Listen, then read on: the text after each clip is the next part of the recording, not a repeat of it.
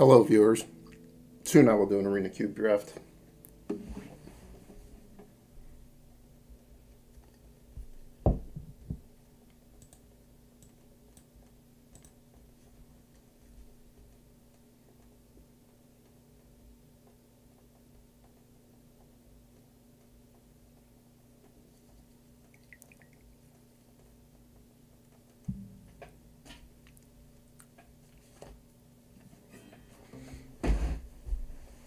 Should we wait another... let's start. Once it really starts, I'll stop playing.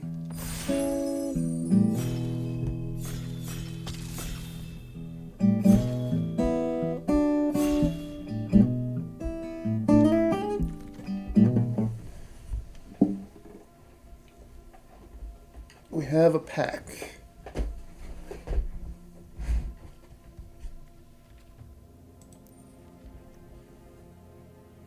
Cards that I like.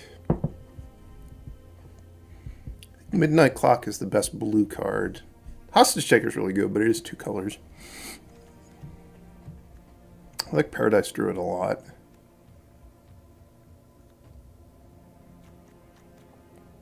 I guess Goldspan Dragon is pretty good too, but I think it's really just Paradise Druid or Midnight Clock, and I'm gonna go with Paradise Druid. It's cheaper.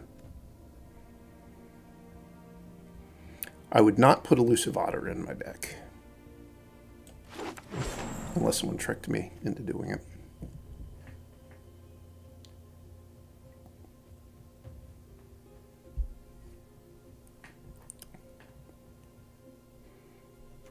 I have actually been impressed by Sun Titan in this cube. There's some pretty good things to recur with it. Like make it immortal, like Selfless Spirit and Dauntless Bodyguard, and the white-black reanimation creature, whose name I do not know. I'm not going to pick a red card. I'm not going to pick a black card. I think I'll just take Sun Titan. I don't actually mind being white-green in this cube. Oh. This is a hard pick. Am I planning on uploading any Timeless content? I have not really been playing Timeless. I tried Tainted Pact Thassa's Oracle a little bit, and I thought it was just too bad to even make a video about. Like, some of the things that are actually good and popular in Timeless are... It's just too hateful to have to play against. Like, a lot of people have Blood Moon. And I think all the good decks probably have 4 Orcish Bowmasters in them. And those are 2 cards you really don't want to play against. And I guess I could play a deck that has those in them, but I wasn't that excited about it. I guess I have to take Emrakul. I think Archangel Avacyn's probably the better card, but Emrakul is so much fun. Given that I just took this Emrakul, I do not feel compelled to take Hellish Norn. I wasn't going to feel compelled to take it anyway. So what are my choices? A fetch land, which the fetch lands are really, really strong. Or Llanowar Visionary. All 3 of these green cards are excellent.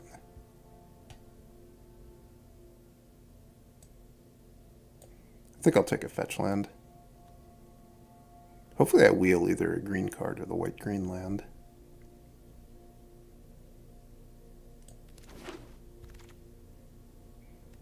Does the Scarab God go in my Emrakul deck? Not really.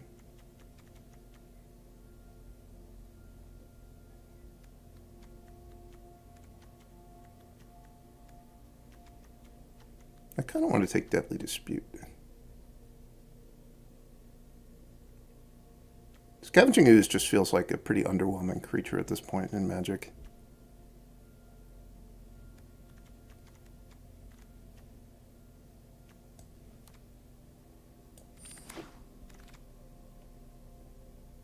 Oh, the Menagerie Curator with 1 Eldrazi. There is also a fetch land, but I think the Menagerie Curator, because I'm probably only going to have 1 Giant and 1 Eldrazi, and Elf Druid there'll probably be overlap on. I kind of hate that this card is in the cube. I think that it's just too It's too annoying to have to pay attention to creature types when you're playing with like this weird assortment of cards you're probably not particularly familiar with. All right, this is the name of the card that I couldn't think of. I've been playing with Grim Lavamancer in this cube some, and I do not love it. I do love Settle the Wilds. And I would like to have a sorcery in my Emrakul deck.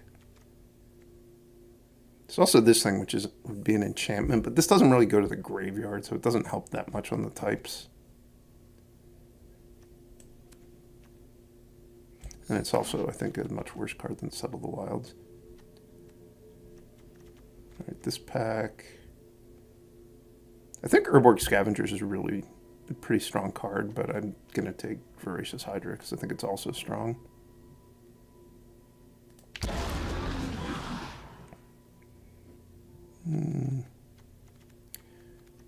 There's not really a whole lot of reason to like go crazy about trying to pick up a Saiju in this cube. I don't actually mind playing with Bushwhack.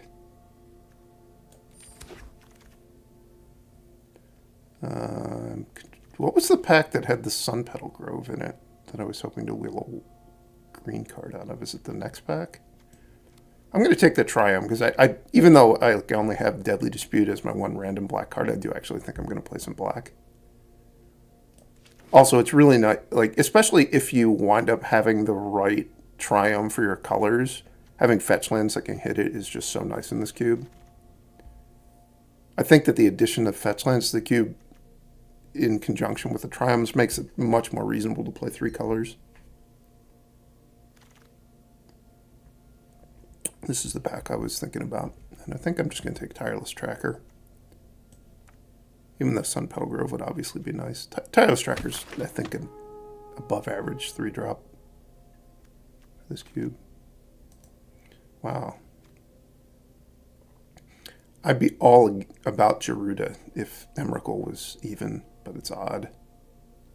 I don't know, I'll take Gerudo anyway. I don't think I'm going to play with it. It is a way to fill my graveyard. And Miklos the Maze Crusher is very good. Yes, I'll take it in case I wind up playing red. I don't think I'm going to miss the green-blue land.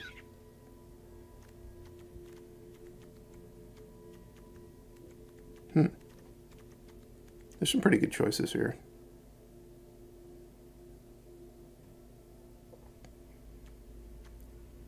Courser of Kruphix is obviously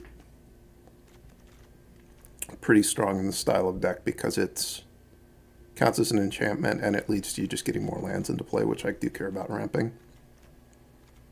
I think the other choice would be Ornithopter of Paradise, which is a much worse card, but it is 2 mana. I think I already have 2 2-mana cards, so I guess I have 3 counting the Priest. I'm not desperate for 2-mana cards.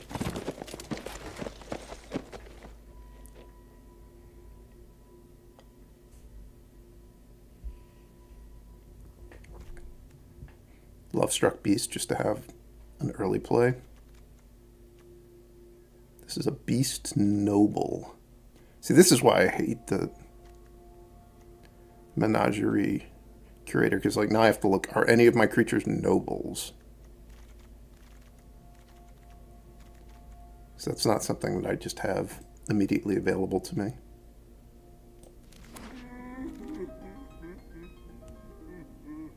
Once Upon a Time gives me an instant. Giver of Runes is okay.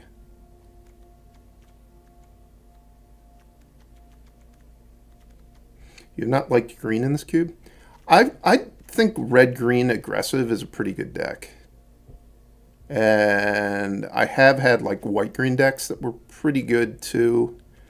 It can be really hard if you're white-green to beat the blue decks that have a lot of counters, though, I will say.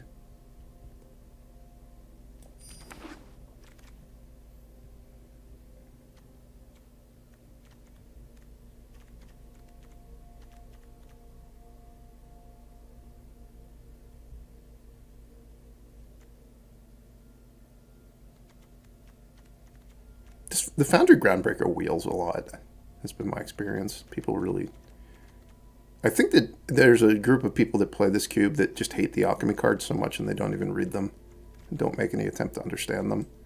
So they go later than they should. Although this Captain Eberhard guy's kind of bad. So you're well served to not read that one. Okay. We have... I'm really only green currently.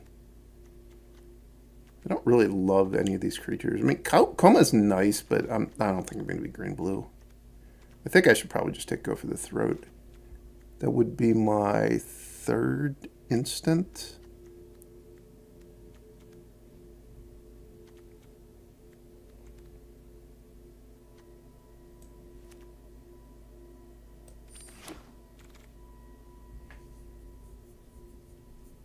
Oh, man. ECD is the kind of card that I would like to have, but I think I have to take Oracle of Moldiah.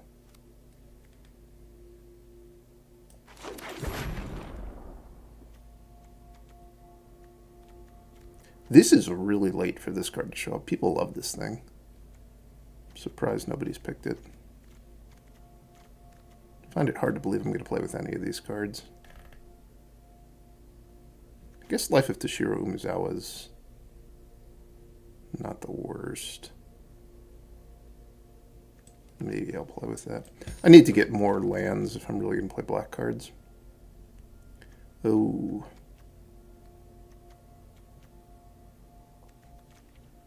I'm wishing I'd picked that blue land now, because I think I'm going to take this Atraxa. And just prioritize lands. Like the red-green land. That doesn't help me. Hopefully I don't play this monk. Ooh, this is another land I'm not going to prioritize. The human werewolf. We'll have to see how green my deck really is. I don't know if I'm going to be well suited to play double green 2-drops. There is a Hangerback Walker, which does give me an artifact, and it works with Deadly Dispute. I guess I'll take it. I don't know if that's another one I'm not sure I'm going to play, though. And as predicted, the Foundry Groundbreaker Wield.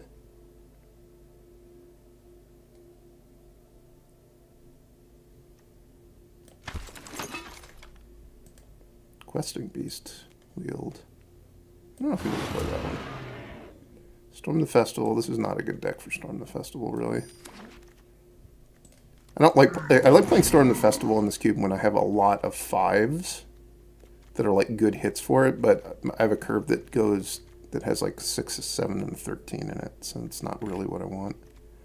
Oh man. Elder Norn is so good in this cube. I think I have to take it. Even though I really want a land. I'll take Elesh Norn. Golos would also be kind of nice. But it's not Elesh Norn. Alright, now I really need to start picking lands. Zagoth Triome. Nice. It's too bad I didn't get that Wooded Foothills. I definitely want to land out of this pack. There's a problem that there aren't any lands in the pack. I could take Inquisition, or I could take Nissa. I think I should take Nissa. Inquisition would be nice for sure, but Nissa is color fixing and ramp. And it's also, I have one fetch land, Foundry Groundbreaker, and Oracle of Moldiah, so I can actually trigger it, and I do have other elves in my deck. Lotus Cobra or Utopia Sprawl. I think I want Utopia Sprawl. Another 1-mana card.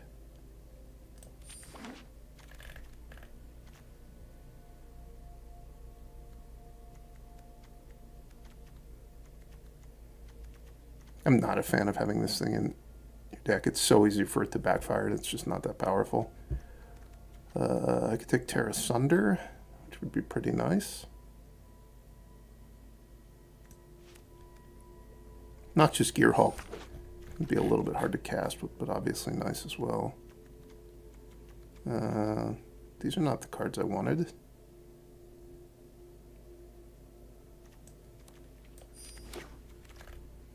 I want lands.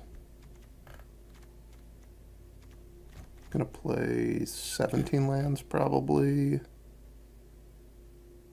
Oh man, Avacyn's Pilgrim's also really good. I guess I have to take Avacyn's Pilgrim over the Restless Cottage. Gix's Command is a very good card.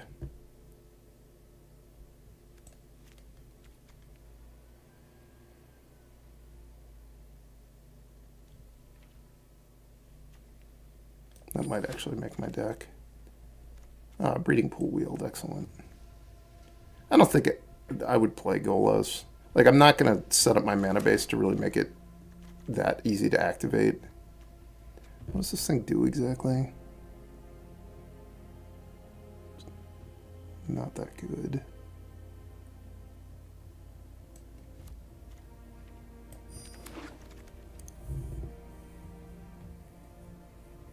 Surprised nobody wanted Luris.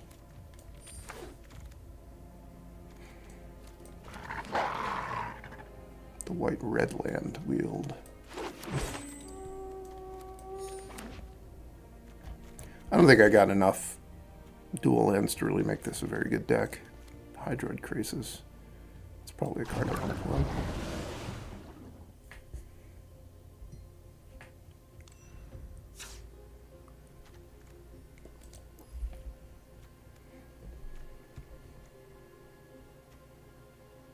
So, don't think I'm going to play the Priest of Fell Rites. I think it's going to be too hard to cast. And I guess I do have Atraxa and Elish Norn as reanimation targets. I don't really have any ways to actually make them go to the graveyard, though. Not really. I mean, I could play them and they could die, but that's about it.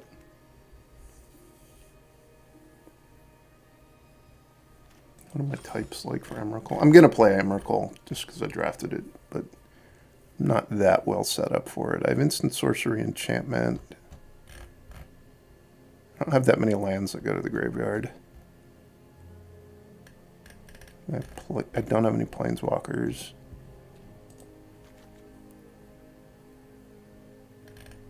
I do ramp relatively hard. And I've got 4, 6, 7, 4, 6, 7, 13 for Settle. This only gets permanent, so if I played Gix's Command, I wouldn't be able to get it anyway.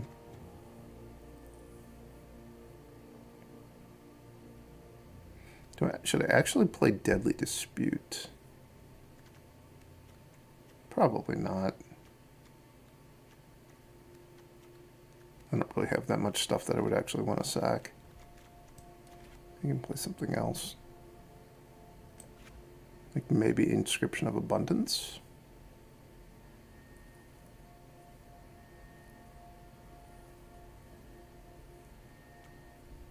I don't think taking out Deadly Dispute to put in Hangerback Walker makes any sense, so I'm not going to do that.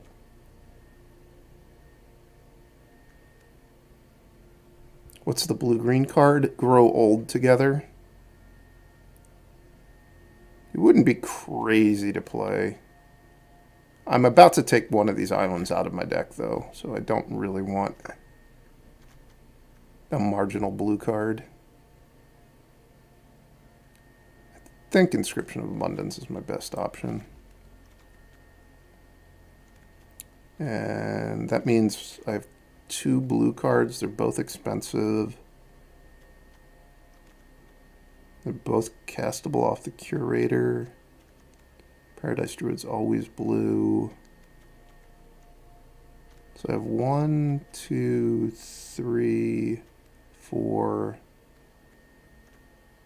5 green sources that can make blue. So I don't think I need 2 islands. I also have a fetch land. And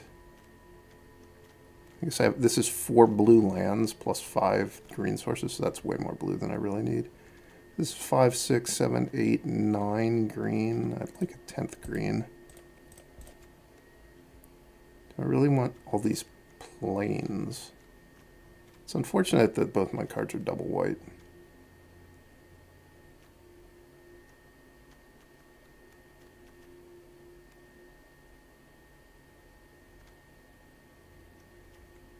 I actually have 6 green sources that make white. So I think I can afford to cut a plains as well. I'm just going to play a lot of forests. At this level of forest, should I have Werewolf Pack Leader in my deck?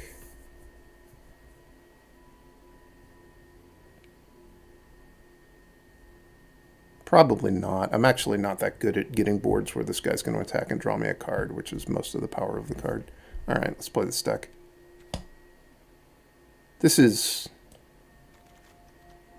I didn't really get a lot of, like, the tools you want to make this deck work, I would say.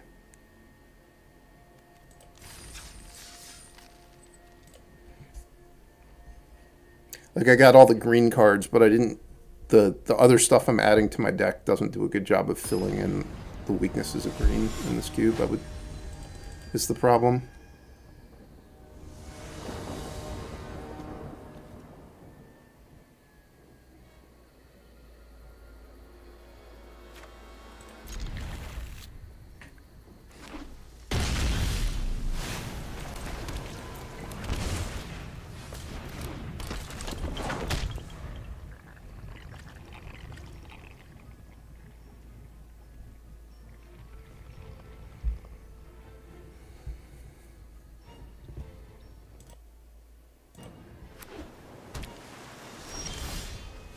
Hey, I drew the Greenland, which made it worthwhile having shot to play the Pilgrim on turn 1.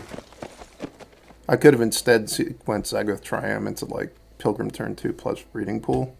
I would have maybe done that if it had seemed like they were likely to be a very aggressive deck, but didn't really think that was going to be the case.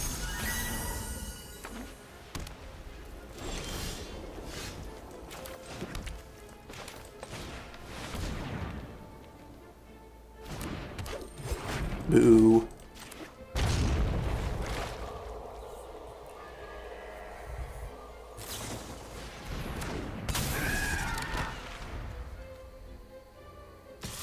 So I can play Elish Norn next turn as long as card under Tireless Tracker is an untapped land. Which that'll be nice.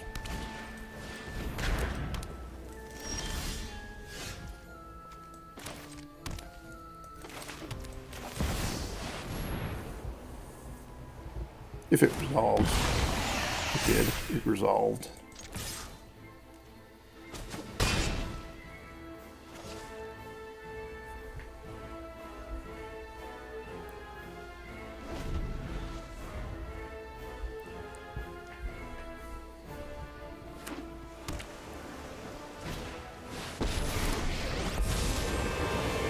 Minus. And we all you live because I am loved.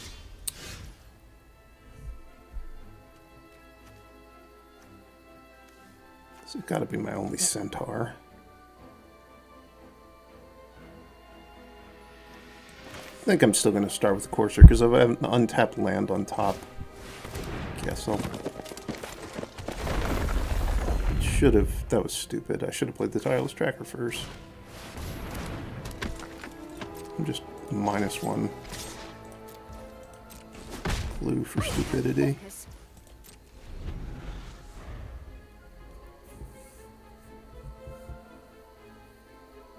There's some argument to fetching while they're tapped out so that I get the clue. The argument for not doing that is I get to disguise what's on top of my deck a little bit.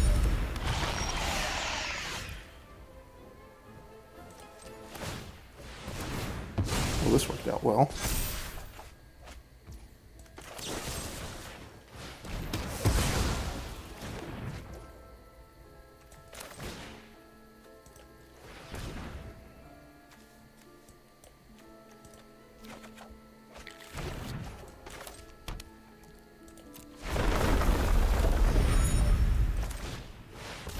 groundbreaking.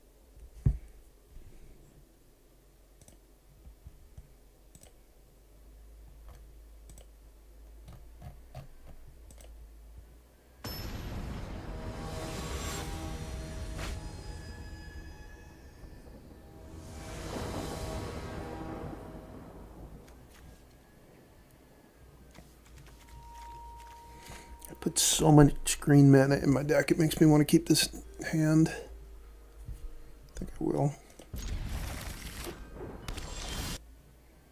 Beginning to regret my choices.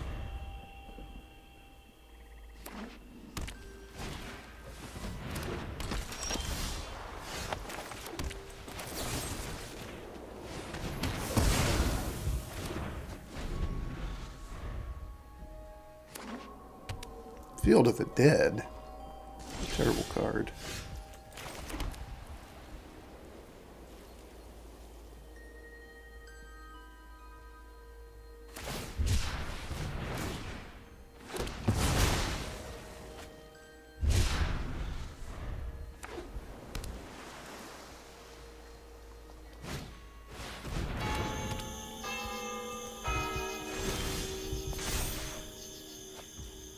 Oh, I already played a spell even.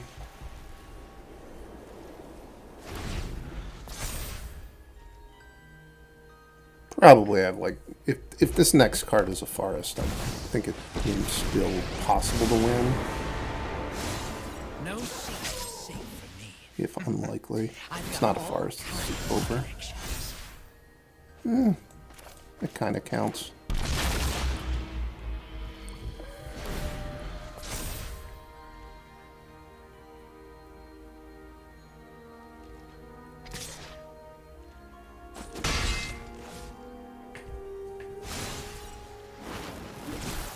Now, what do we have here?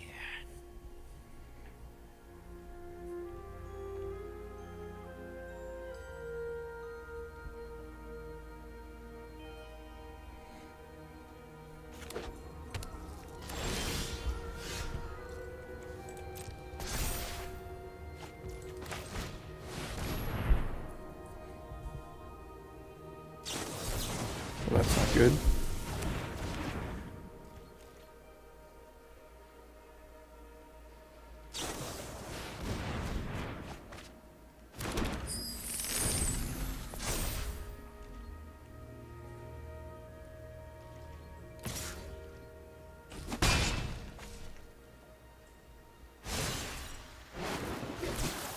Now this is a juicy start. The Field of the Dead, it's online.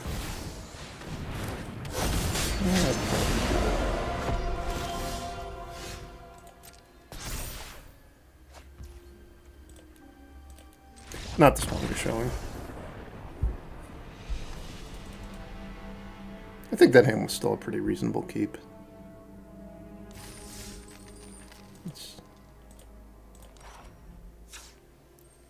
So I was trying to 7, 8, 9, 10, 11 green lands plus a redraw off of Once Upon a Time. If I find the Once Upon a Time before I have to cast the Go for the Throat, I think that's pretty odd. That's like pretty good odds on the draw.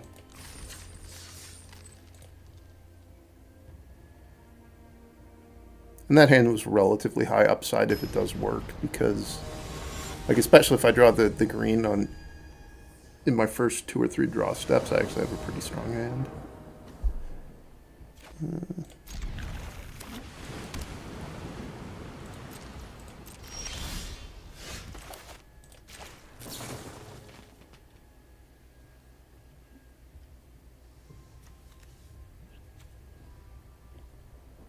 Someone on an island.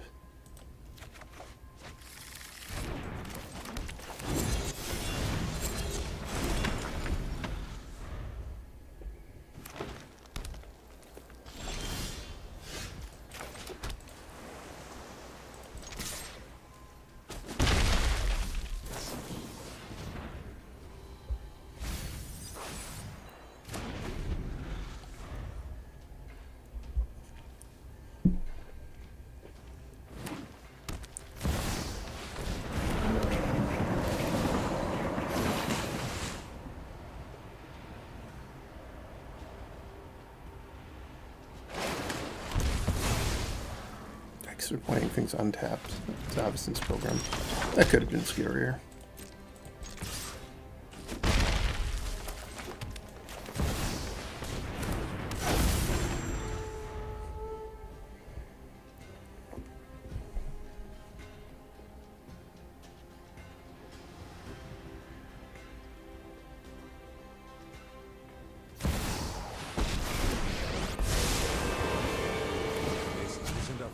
Let's skip to the good part.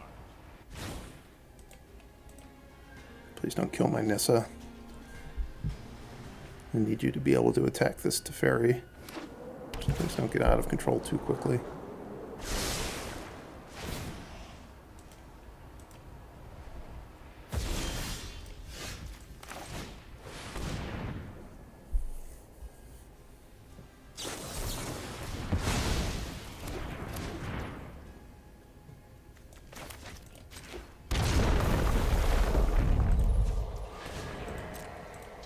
I don't think my opponent realizes that by putting the Corsair in the graveyard, they're only making the Emrakul cheaper. We need to move quickly. Or maybe that's their goal.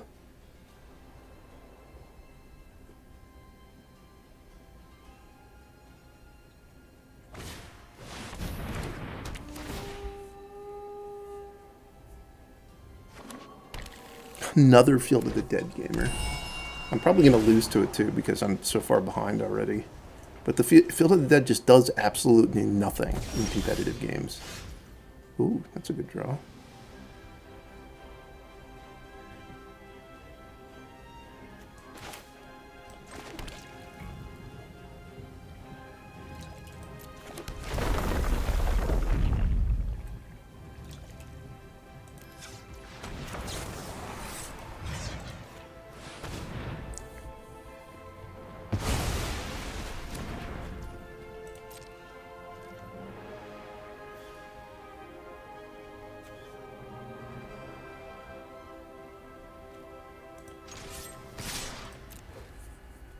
They want to trade the Pilgrim for the 1/1. They lose their Teferi. It would have been, I think, better for them had they made that trade, but they don't know that I'm going to play the Love-Struck Beast, so I can see why they didn't do it.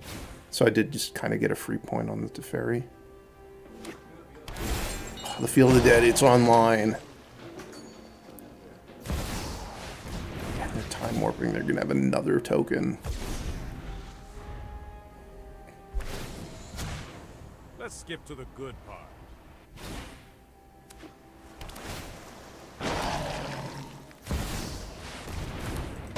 The tokens are sort of doing something this game. It's a rare occurrence that that happens.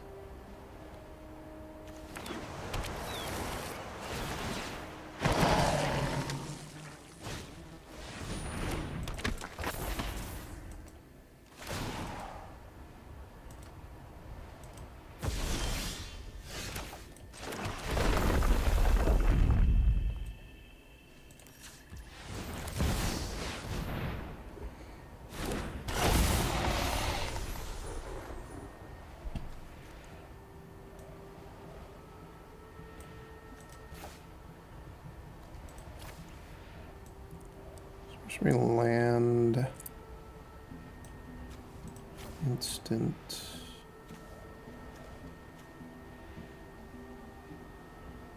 I think I want the Groundbreaker so it gets on land in my yard. It like double ramps for the Emrakul. And this does seem like a game where I'm probably going to have to resolve Emrakul to win. If their hand is bad, I can conceivably stabilize the board.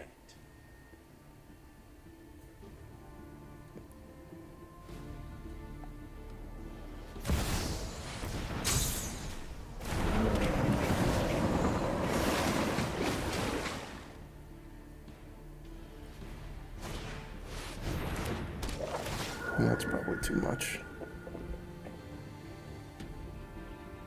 That time warp was rough.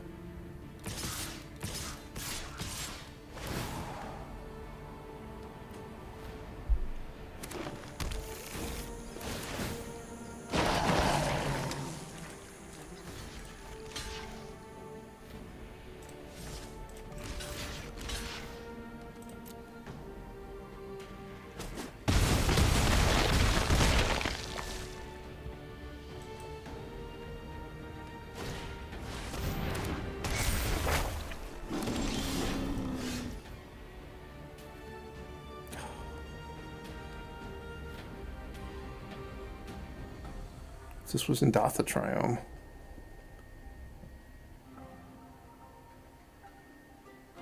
Or if the Nissa hadn't died.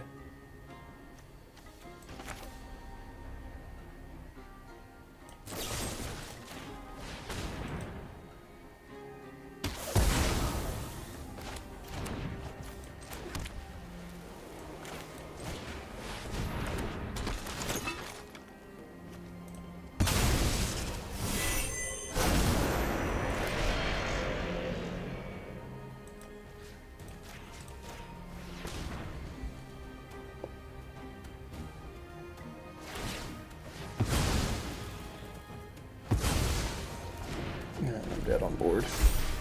Back-to-back Field of the Dead losses. Shameful.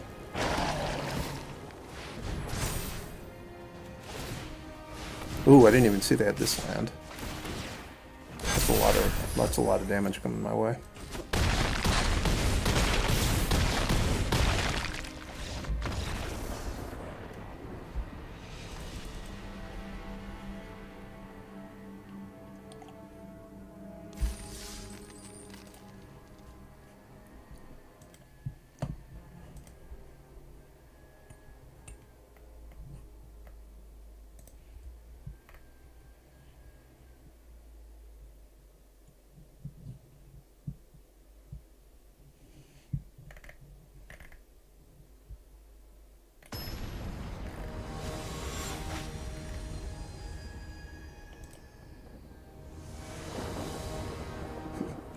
Field of the Dead is indeed the most powerful card in this cube, if you don't count any of the other cards in the cube.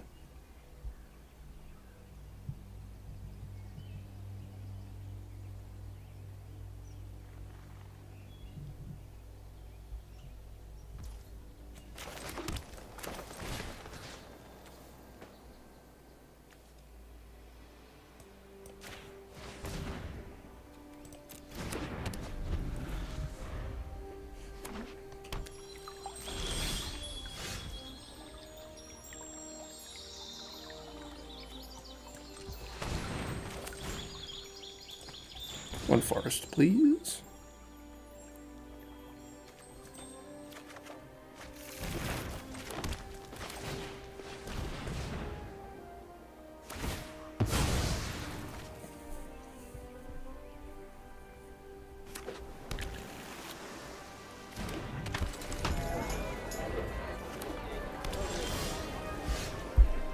So I had... Well, I can't cast this without fetching first, so we're going to fetch first. Oh no, I could have cast it without fetching first. Forgot about this. Utopia Sprawl. We'll get the Groundbreaker, nice. Groundbreaker is a human artificer for people who want to play along at home.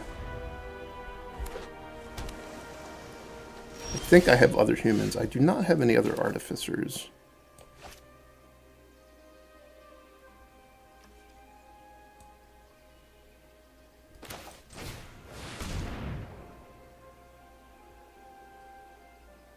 This feels like a turn where my spell is getting countered. It is, it's counter spell. Do I have any other elf druids? I probably have other elves. Let's find out. Seems like it. Avacyn's Pilgrim's a human. It is not an artificer, though. If we're making a list of cards that are artificers, we would not include Avacyn's Pilgrim on it. So if I draw a land, I think I can do... Oh, I didn't even need a land, because I have the fetch land in my yard. I'm going to tear asunder that Key to the Archive quite badly.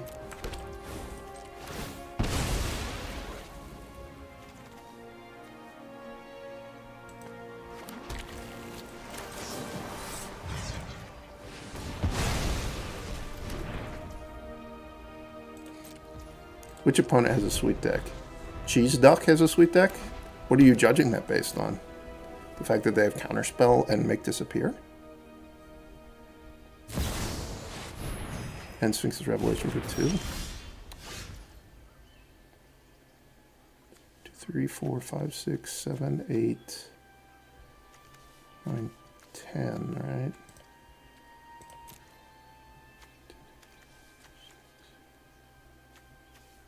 Yeah, so I can afford to attack with Paradise Druid.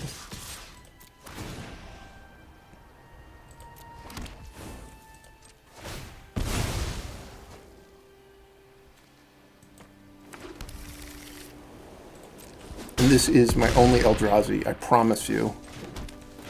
At least I hope it is. It is. Oh!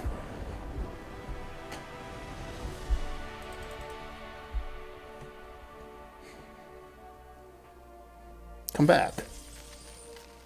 If they had Wrath of God in their hand, or they'd drawn it in their top 2 cards, they might have actually won.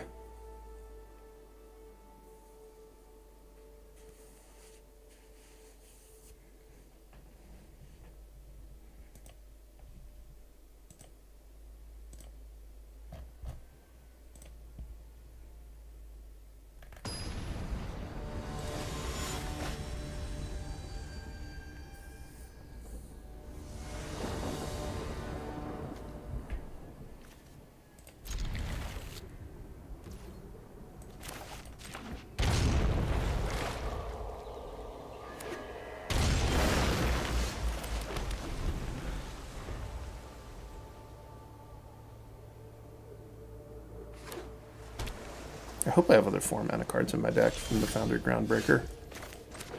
Let's find out. I had the Oracle of Moldiah. Nice.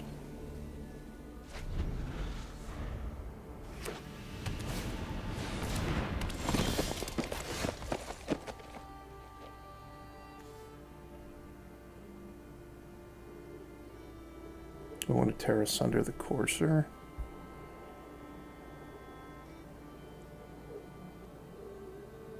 Or I could let him have it for 1 turn.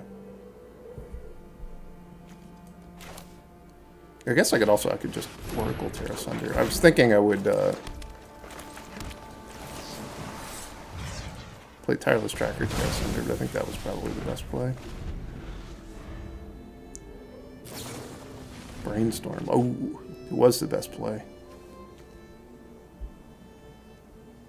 Do people remember when they added Brainstorm to Arena and they decided to have it be legal in Historic? That was strange.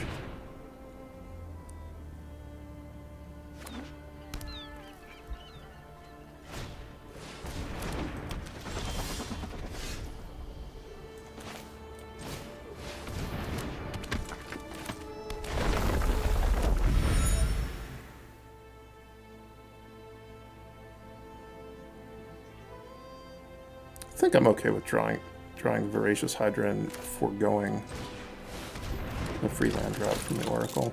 Or I guess I could also take a land once upon a time.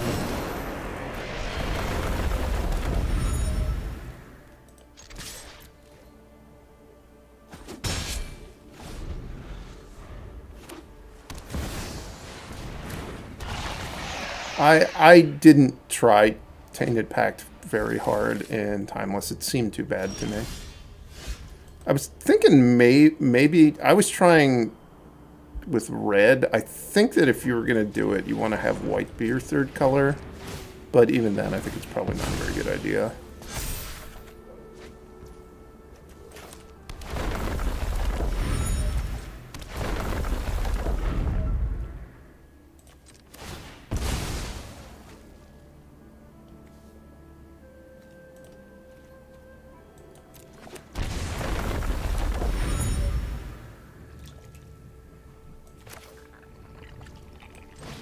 They don't have ephemerate in their hand.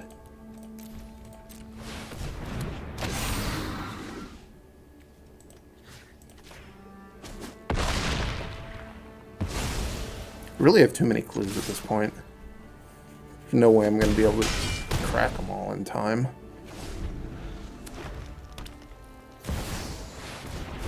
Are they going to blow up a clue? I don't think they will.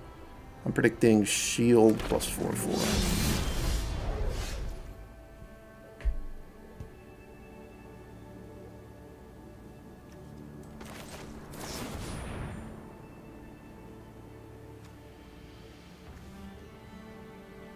This could give me a Traxa. Is that even good? I guess it would be a... I don't know.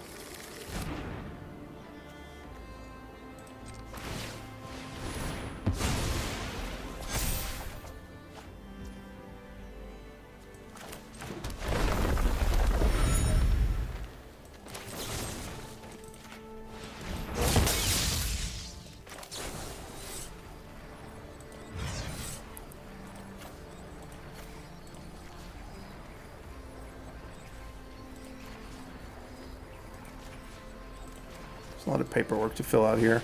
Also, I think I did the counters wrong. Or, I guess they died anyway. I should have played the... go for the throat second, I think.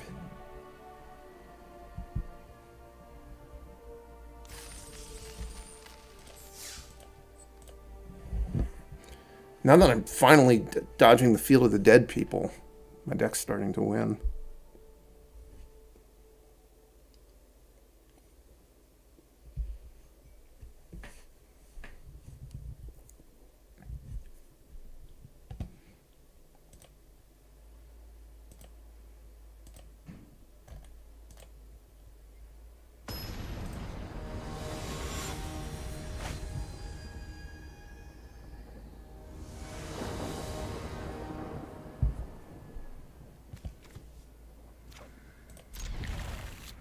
Hello, Venetic.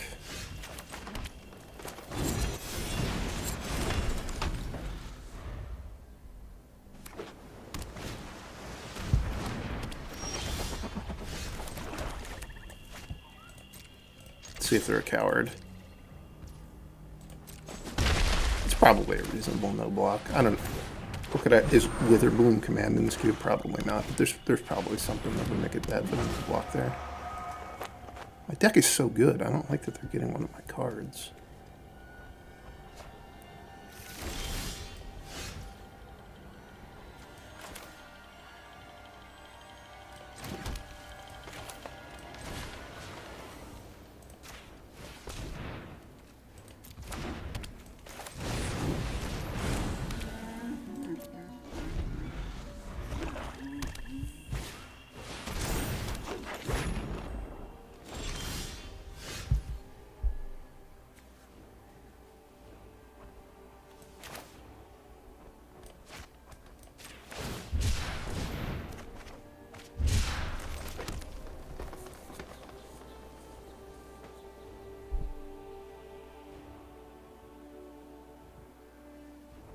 I think I'm going to wait and see what they draw to decide whether or not to play the Go for the Throat.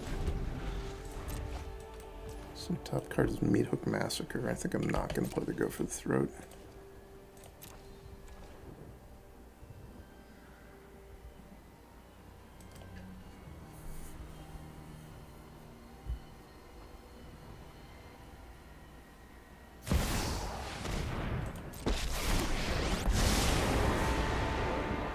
Hope the games are going well. Some of them are.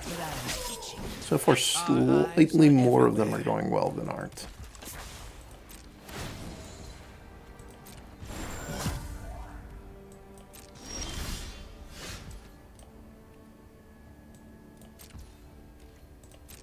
See if we can put some fear into them. Get them to block with Gonti. To clear out the way for Sun Titan next turn, potentially. Oh, I guess I also get the Lovestruck Beast back. That's nice. That was a brilliant attack by me. I was thinking I would get the Zago Triome back, but I think it's better to get the 5/5 back on this board.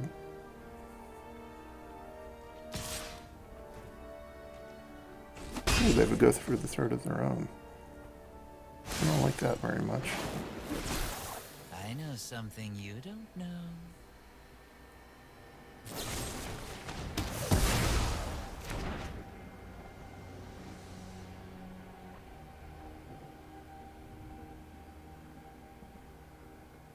Wonder if they're going to meet Hook for one.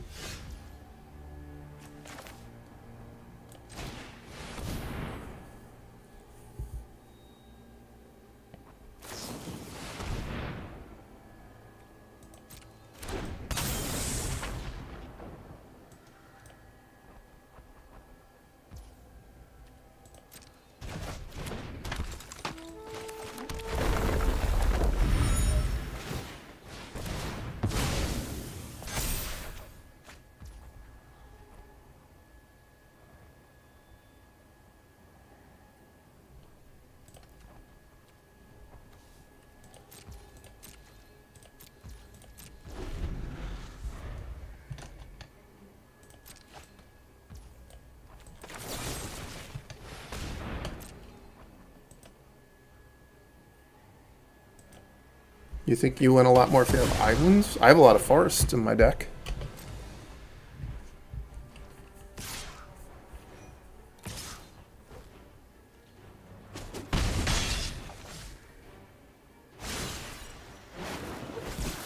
So I'm getting up to 9 mana. Do I have a creature in my graveyard? I do. Oh no, now what are they doing to me? This isn't good.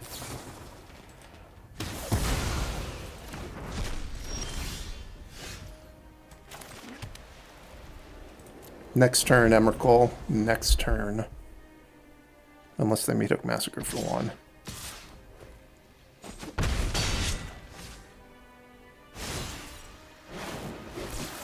Thanks. I'll be taking that now. If they have Sublime Epiphany, I'm going to be sad.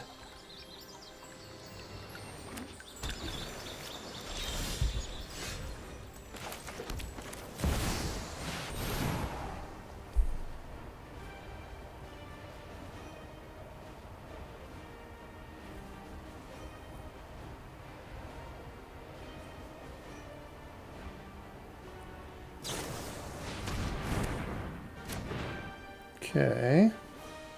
Not sure that helps them all that much.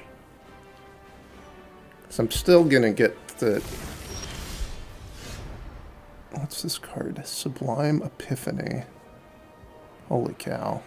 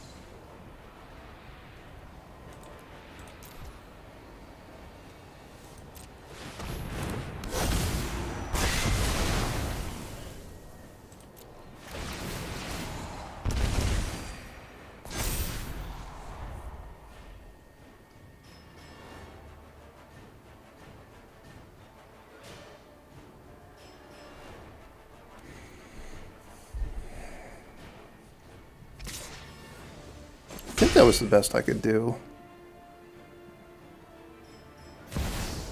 Maybe what I was supposed to do was play the meat hook, Hope you're ready for some mind games. Now, what? and then with the minus on the stack, bounce it back to their hand instead of bouncing the Kaito. That might have been better.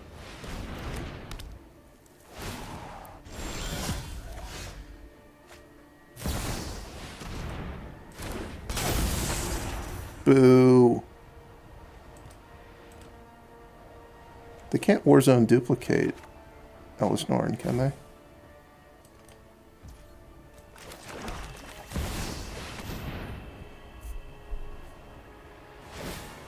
I think it's too expensive.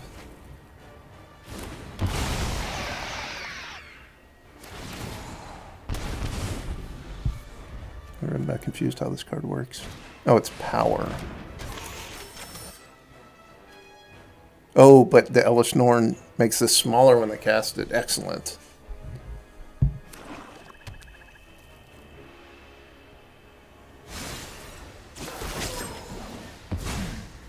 Bet you can't catch us.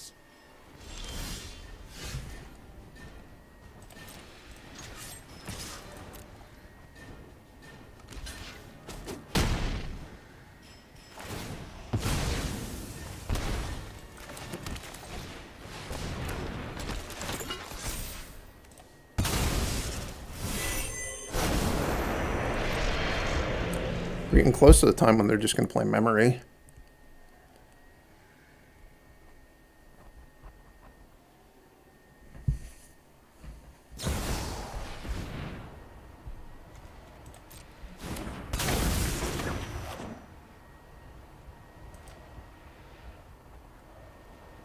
Or they're going to go for the throat. Is that what they have down here?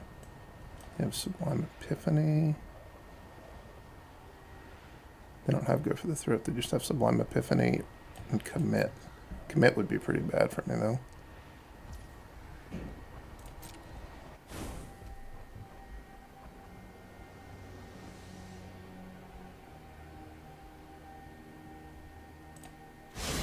Emerald's still on the bottom of my deck. I don't like that.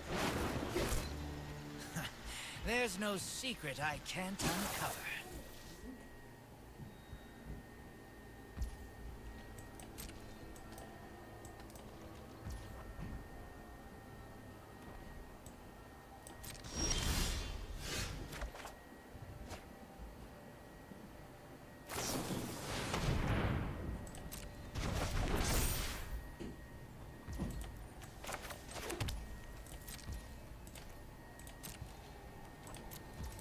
I can use this to shuffle my deck, which I think I will do.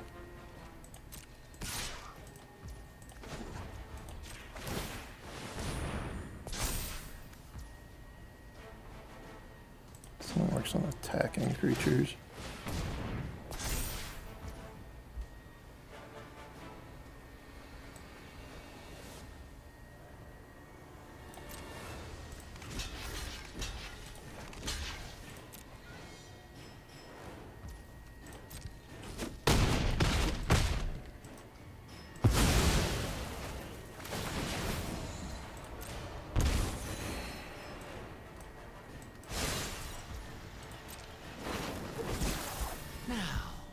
Now they just didn't have Narset memory. Mind and body should move in unison, like wind and wave. Keep an open mind. But are they not going to do it?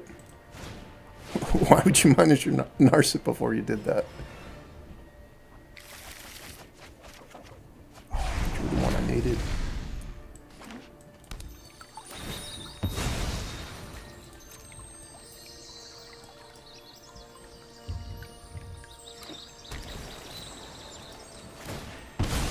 I think I'm going to be able to cast it. I didn't count, but it seems like I have a lot of lands. 1, 2, 3, 4, 5, 6, 7, 8, 9, 10, 11.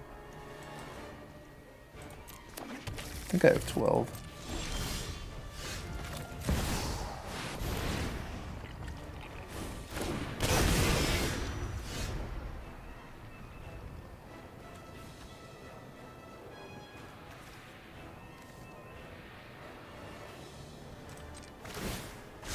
Hone your prowess.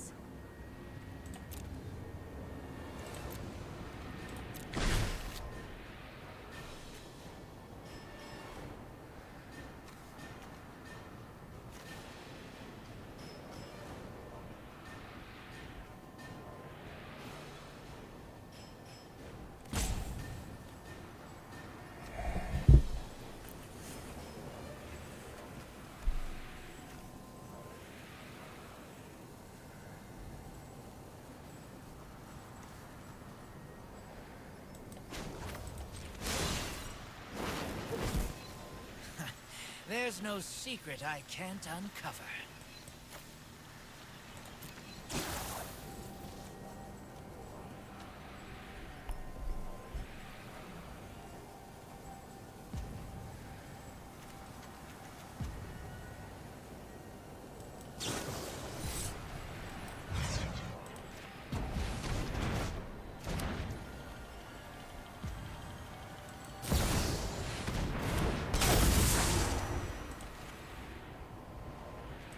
My life total was higher. I could have, I think, done a lot better here.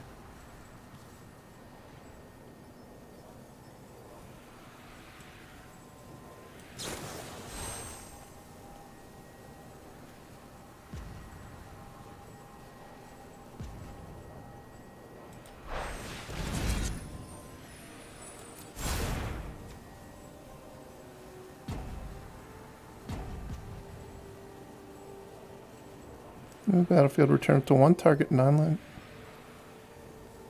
Why can't I bargain the click away? What don't I understand about this card?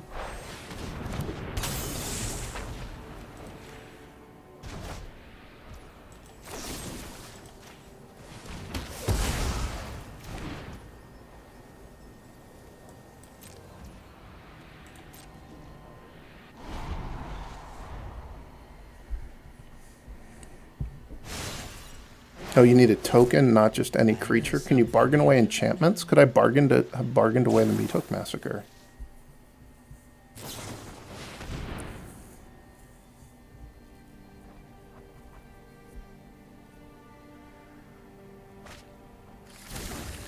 That would have been better.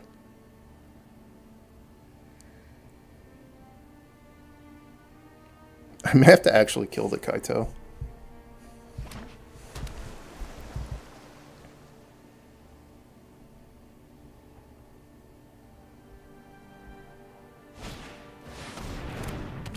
The Lord of Luxury sighting.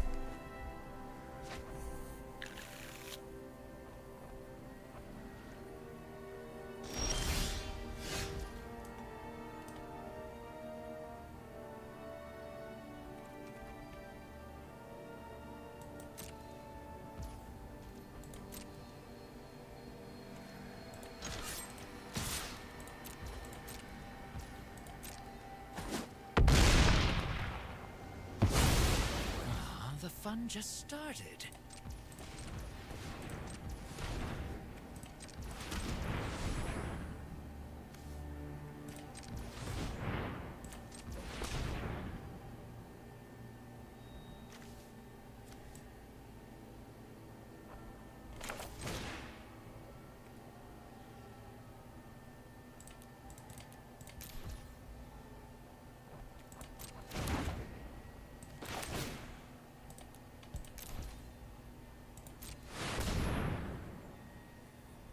Why do they add Gonti to the cube every time?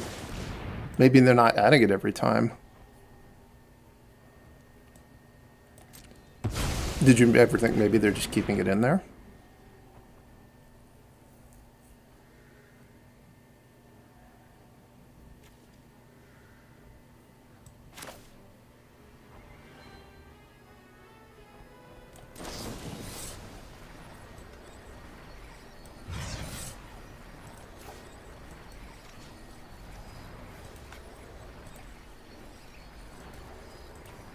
This has protection from instants? Oh.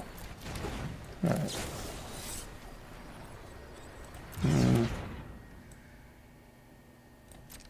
I guess I'll just chill out then.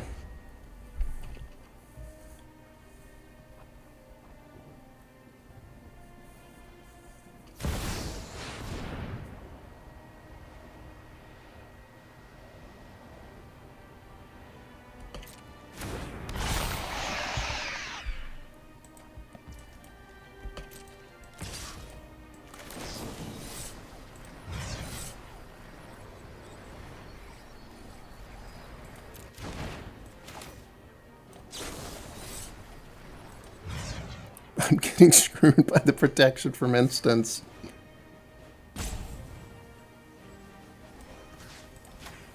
I don't like that.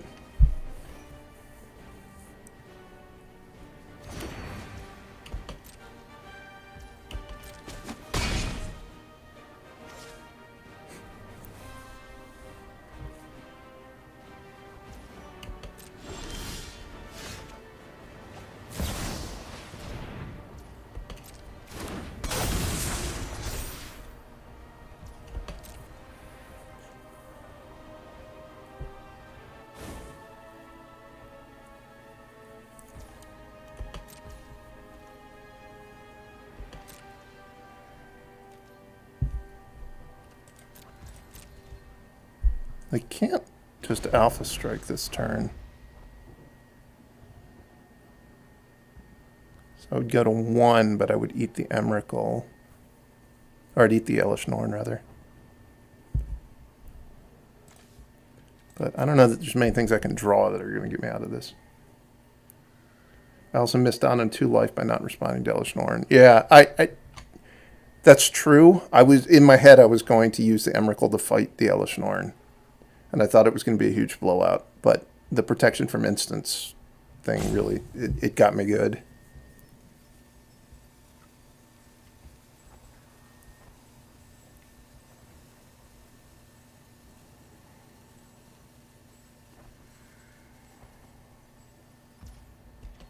I could draw Atraxa. If I draw my Atraxa, I think I might have a shot.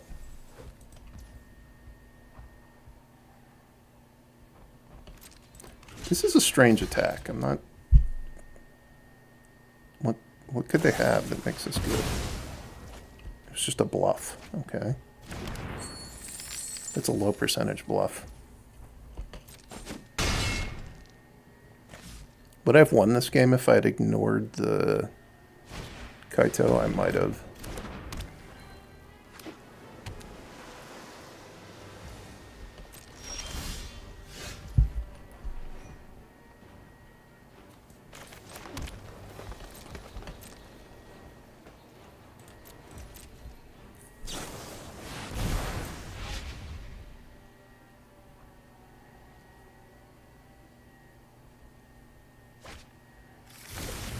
Dead the Cyber Siphoner.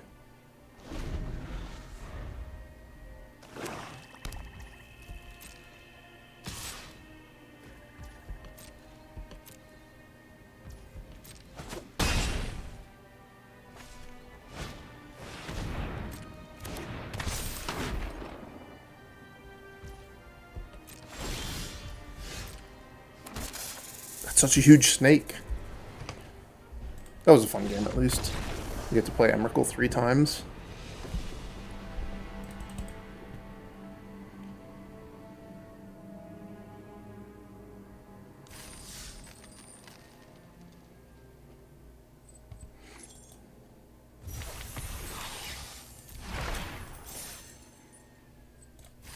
Let's go again.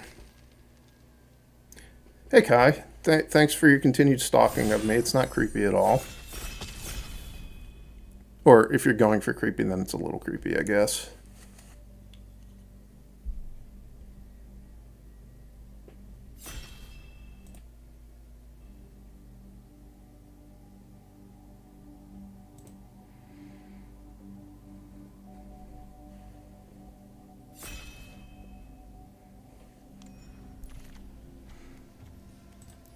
So what do we got? We got Lightning Bolt, which I do enjoy.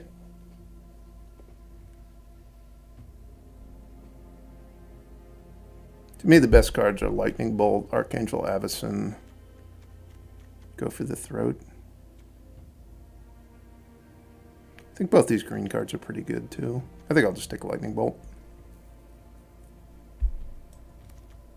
It's good if you're in an aggressive deck, but it's also good if you wind up in like a Grixis controlling kind of thing.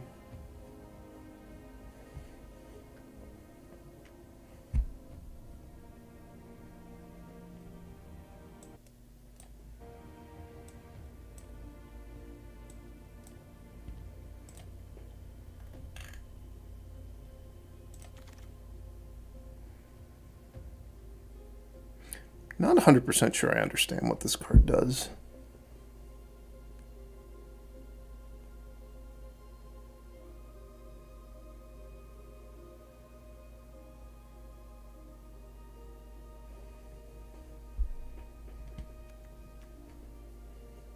So there's Molten Impact if I want to just not make a decision.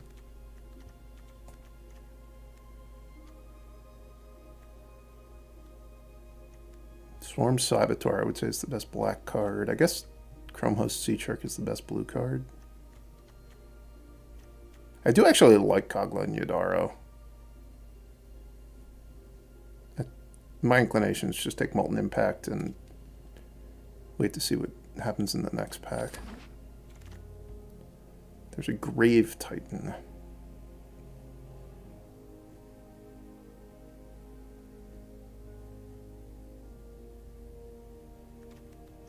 Could be red-black. It's also... I think Lightning Strike is too weak. I'm not going to pick that. I think it's kind of between Grave Titan and Tireless Tracker.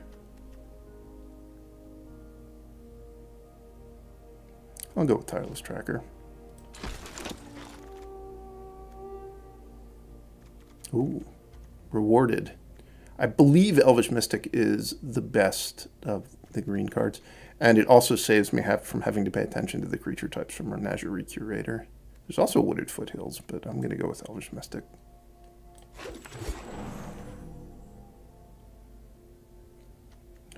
Should I start doing some maze crushing?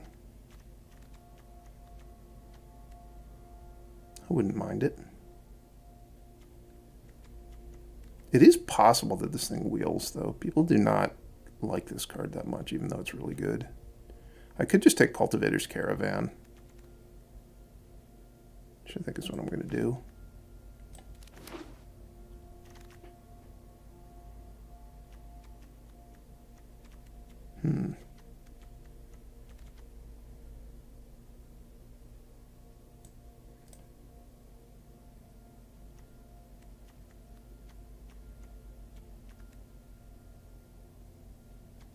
Can't say I really love any of these cards.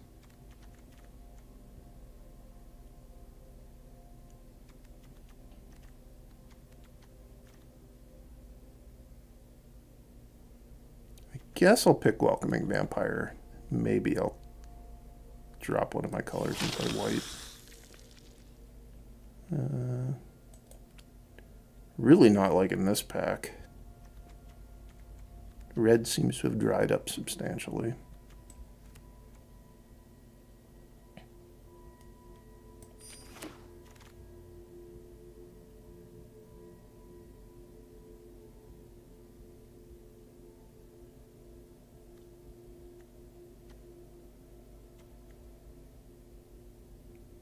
I think these red cards are all pretty bad, too.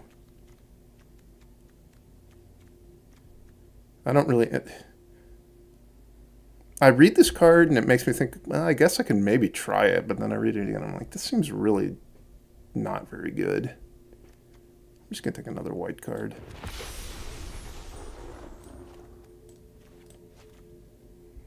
And another white card. So the Avacyn was gone out of this pack. I think I want the cheap spell. Oh, there's the Koglan Yadaro that I knew would wheel. I do like it. It's going to be hard to play this in a white deck. I'll say that.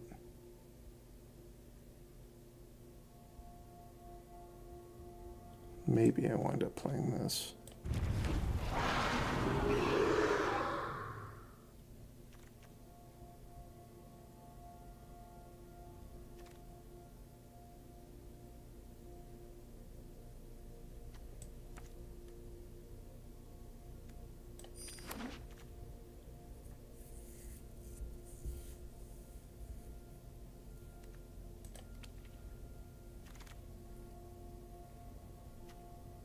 Oh no!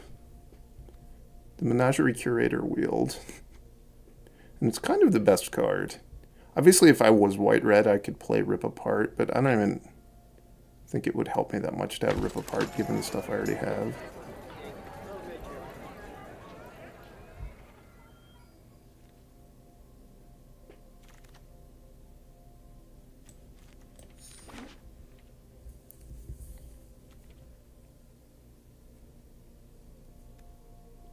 So I have a zombie Hydra. This is a Hydra. That's important because if I see Voracious Hydra, I'm going to want to pick it, and then I'll have duplicate Hydras.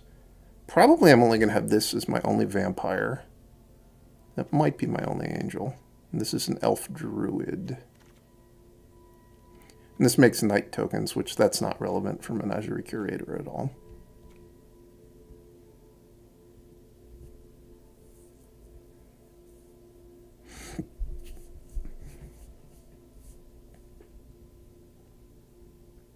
Can someone tell me how to get this card style off of this card in the middle of the draft?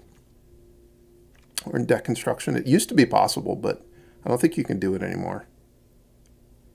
I think I need to go into my collection and change it. Wow. This thing wheeled, that's a gift. But wait, what are its types? Human Fairy Scout. The human is the rough one.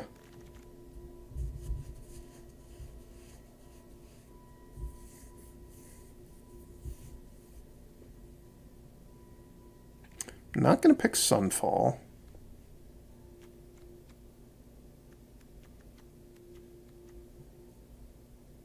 Human does not work. Human can work.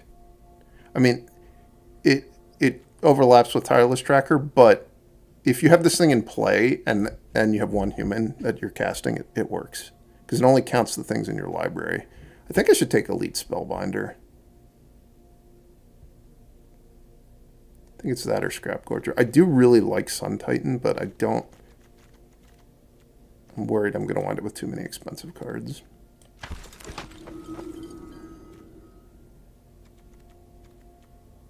Do I want Wandering Emperor or do I want a land?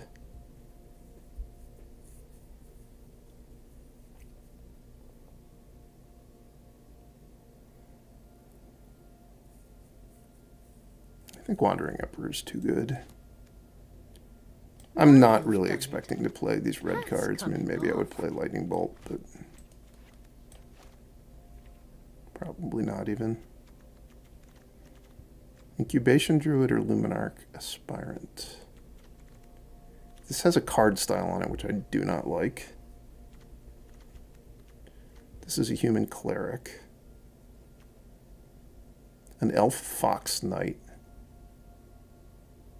See, this is what I mean about the Menagerie Curator. Like, if I hadn't just said this was an elf fox knight, how many people would know that it was an elf? Like, why would this even be an elf? Doesn't make a ton of sense.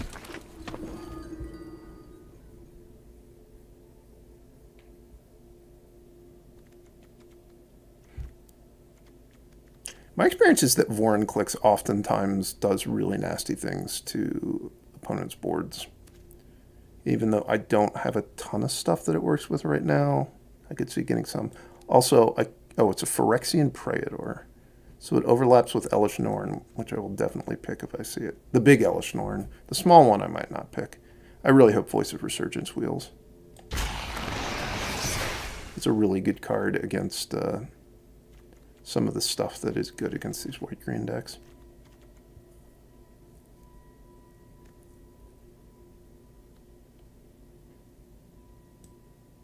This thing works with Vorinclex. It's also a cheap card. Skyclave Apparition is really good too, but I think I'm just going to go with the cheaper card. So, oh, there's the Hydra for the Hydra overlap. Do I want to risk a Hydra overlap? Probably not. I think I just want to take Lair of the Hydra. Voracious Hydra would obviously be fine too, but I think I'm going to wind up with plenty of spells, so I might as well take a good land.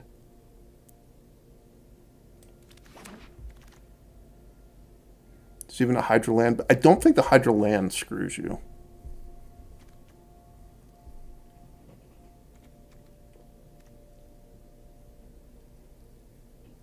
This thing is usually pretty nice in this cube if you're white-red. I think white-green, I mean, I have one drop right now. It could be playable. I'm just going to take ossification, though. I don't have much in the way of interaction at present, and this is pretty good interaction. Oh, another 1-drop. I was so happy when I saw this Flooded Strand, and then I looked at the rest of the pack, and then there's Windswept Teeth. So we've got the Sun Titan versus Micaeus the Lunarch. Micaeus the Lunarch is one of the better targets to have for Ranger of Eos in your deck, but I'm probably not going to wheel the Ranger, and I'll play the Sun Titan.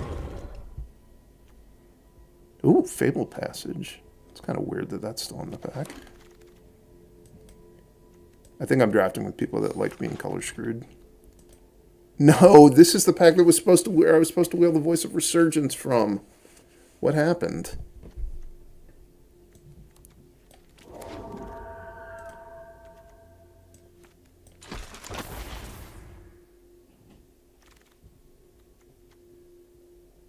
I have too many 6-drops in my deck to play with this card. Yes, I'm not going to play God Eternal Kefnet, though. This I might play, even though I did say that I wasn't taking the Micaeus because I didn't think I would get it back. Somehow I did get it back. This probably isn't a deck that really wants a Mind Stone that badly. I've not had good experiences trying to play with this card in this cube. I think a lot of the times as a green deck, you have a hard time getting your first or second big creature to live. So like it just gets very hard to get this out quickly, has been my experience. I'm just going to take a Ganjo.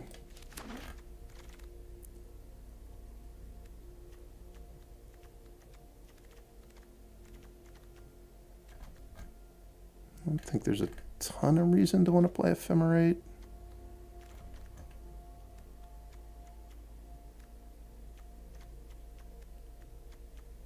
I have Elite Spellbinder. It does a little bit with Tireless Tracker.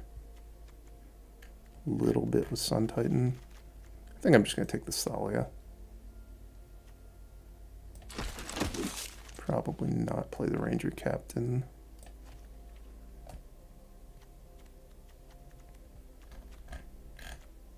I do like Collective Effort a reasonable amount.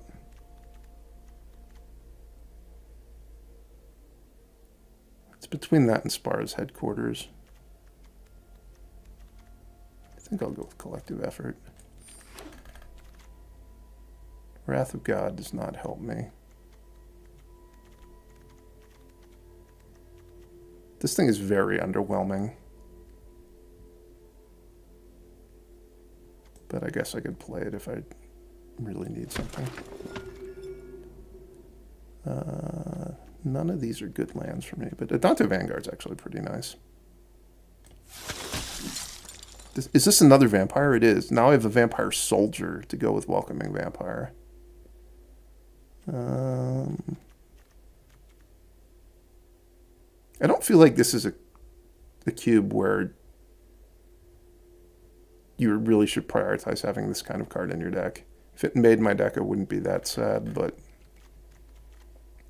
I think I'm going to go with Deeproot Wayfinder. I have 2 fetch lands. This is a Merfolk Scout. I have another Scout somewhere.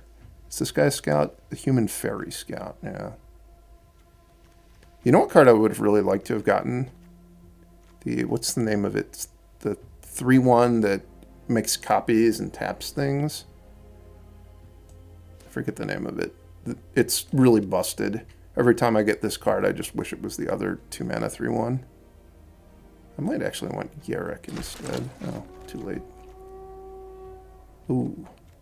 This is another reasonable payoff to being white-green. This card goes super late, and it's pretty good. But I'm just going to take the dual land. How many lands do I have now? 1, 2, 3, 4, 5. Meaning I kind of want one more spell. This cares about soldiers. don't have many soldiers, but I'll take Mind Stone. I might play with it. I don't think I'm going to play just 4 mana 3/4.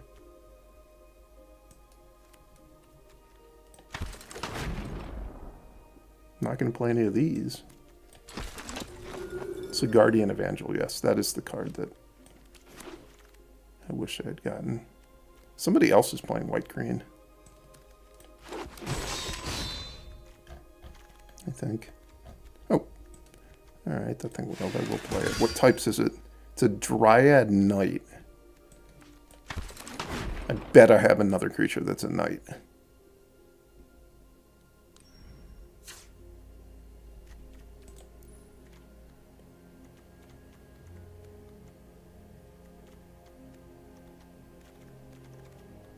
So I have Ossification and Fateful Absence and Collective Effort as interactive type cards.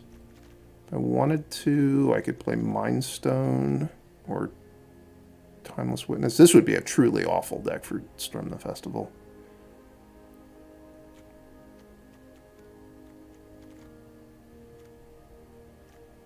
It'd be like Mind Stone over Woodland Acolyte. That doesn't seem worth it.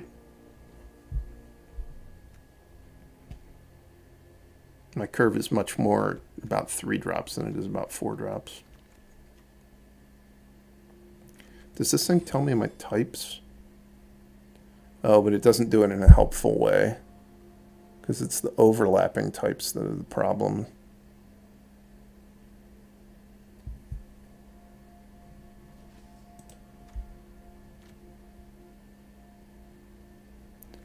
So this guy works, this works. That works, I think.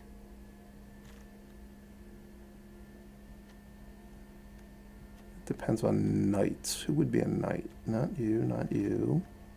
Is this a merfolk knight? No. No. Is this a knight? No. So this thing works. That doesn't work. That doesn't work. Doesn't work, doesn't work. I think I have 3 scouts. 4 scouts. Yeah, scouts, no go. And with a Danto Vanguard probably overlaps the soldiers. What about Elf Druid? I'm not looking. We'll just find out as we play. Emperor is narrow interaction.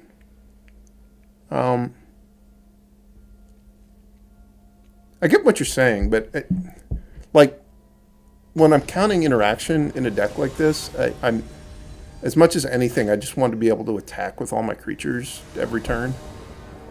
Usually, and it helps with that in the sense that like just attacking and like instant speed +1/+1 first strike counter is going to work a lot of the time.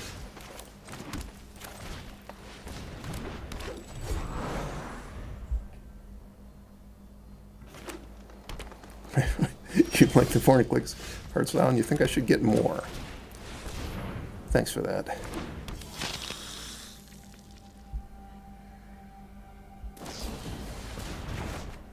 It's gone in the blink of an eye.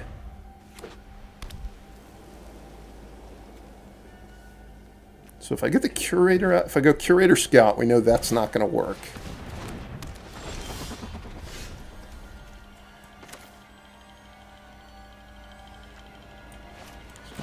I think I'm putting my opponent to the test. Will they block? No. 3 point of damage. Nice.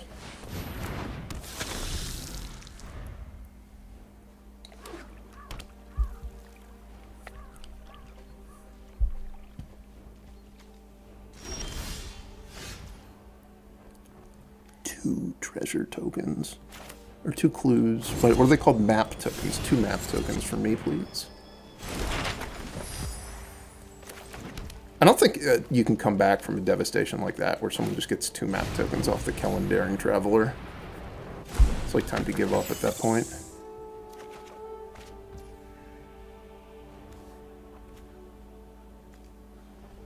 Is it worth attacking with this? Yeah, probably.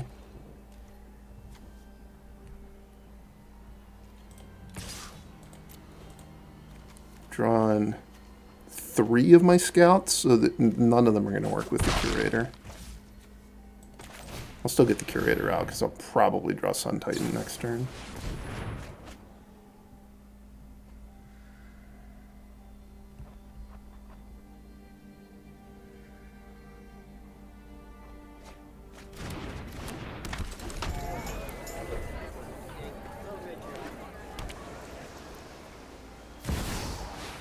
Noxious Gear. Didn't enjoy that. I'm getting scout flooded.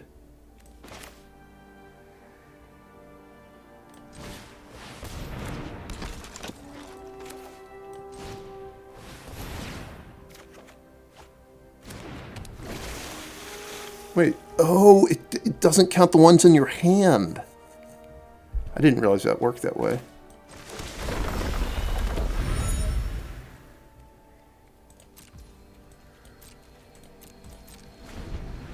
It only counts the ones in your deck. I knew it didn't count the ones in play. How lucky was that? Yikes. I was trying to hold off on ossifying things that would be just absolutely horrible if they came back. Which is why I didn't ossify the Noxious Gearhulk, but I think I'm going to have to ossify the Citraxa.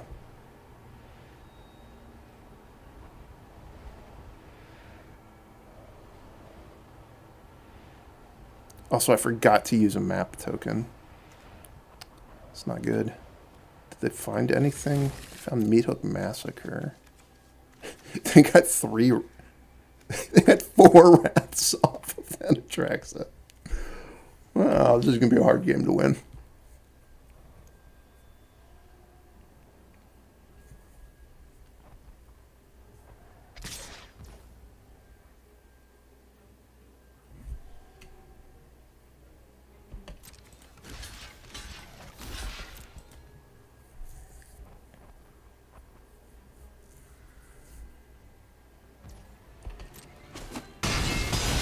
Seems like a kind of a bad attack by them.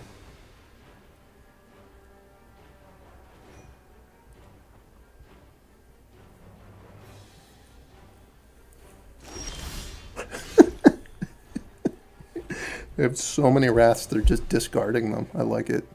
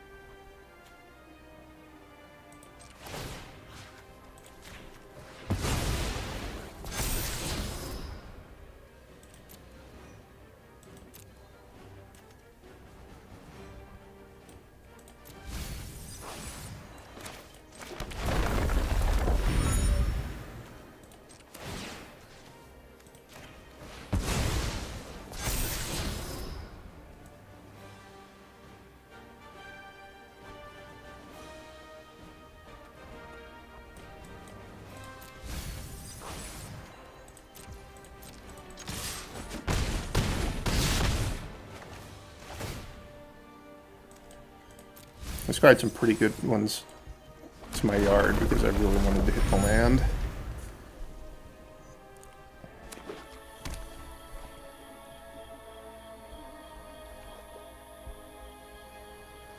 I think I might actually win this game now. Like, because of their crazy attack. I got to deal a good amount of damage that turn.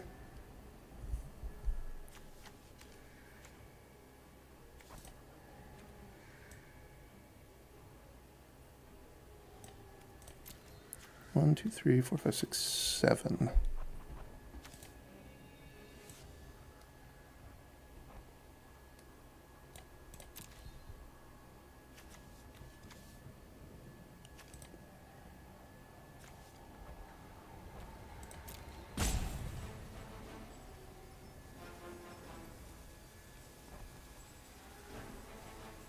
And just hit them for 5.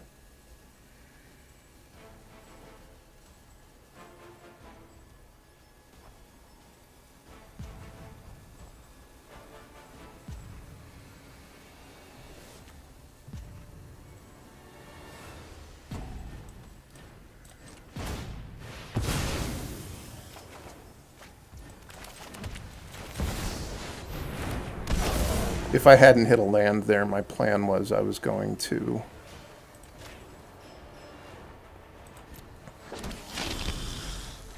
just play the Intrepid Adversary and make it big. Setting up my next draw step with Woodland Acolyte worth it here. I'm going to do it in my upkeep to get back Sun Titan. Because I assume they're going to meet Hook Massacre for 6 here.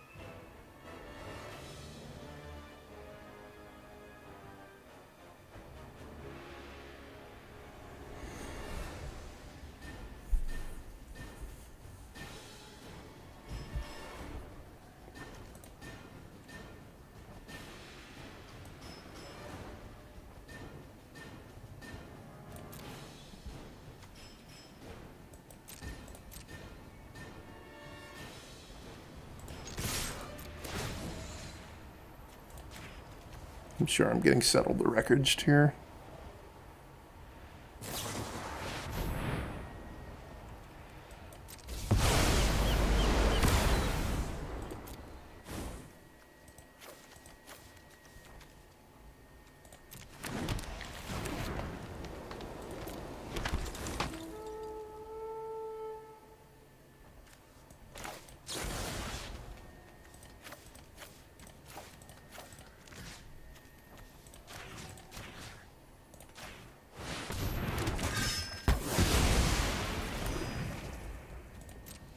How many cards do they have in their yard? They do have enough that they can escape Pelucranos, which is awkward.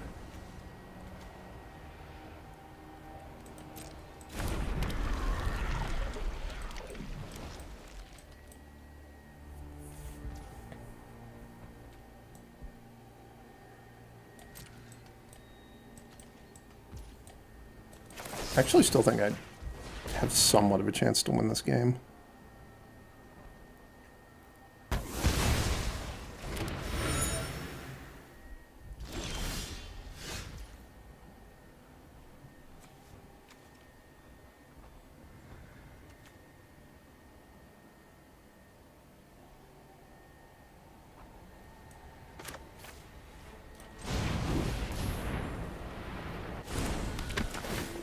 I'd like to get a land so I can make my land drop. My deck actually has very few lands left in it. So now that I have 2 clues, I can prevent them from fighting in response to as much profit.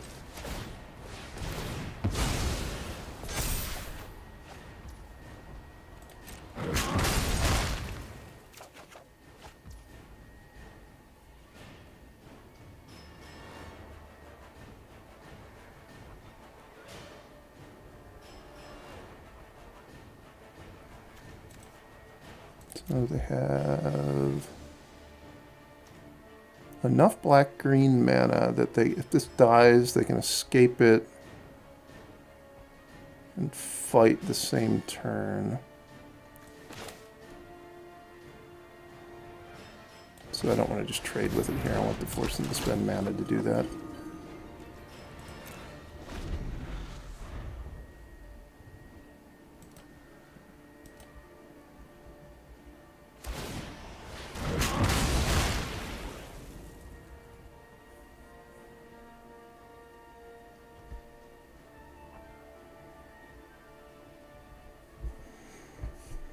This is going to be the biggest Intrepid Adversary the world has ever seen. Can they do this again? Yeah, they can do it again when it dies.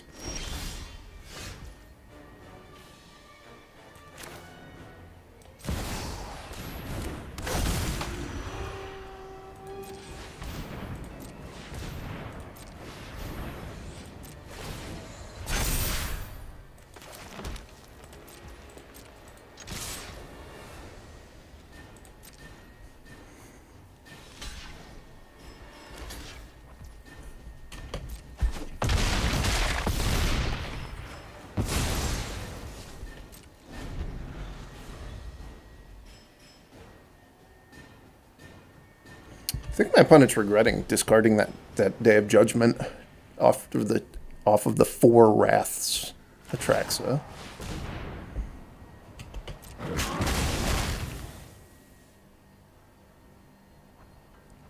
I don't think do I not gain life from that because of how Pelucranos works? I think that's what just happened.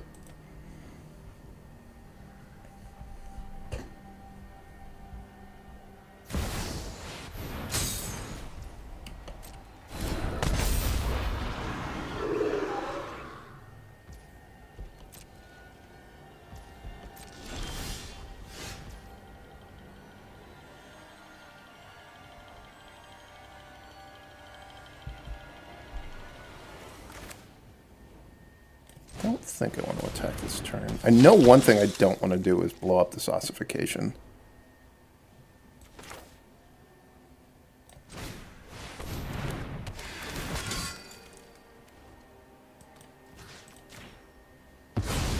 Not sure if that was actually better than just having a 4-3.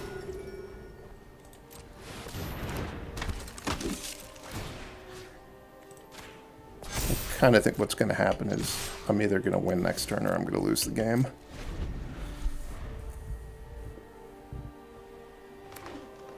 Having this Thalia in play does mean they have to fight the Thalia before they can start playing additional blockers, which is nice. Oh man, I wish Mistress Bauble entered the battlefield tapped. I think this is a spot where they should be going for intel off of themselves, not me.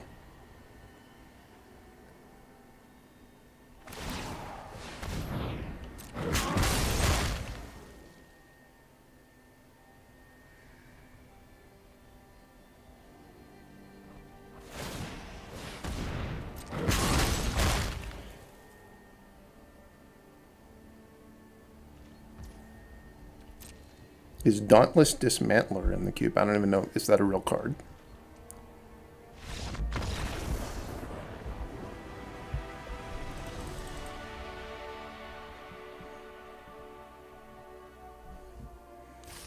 I was not expecting to win that game when that Atraxa resolved.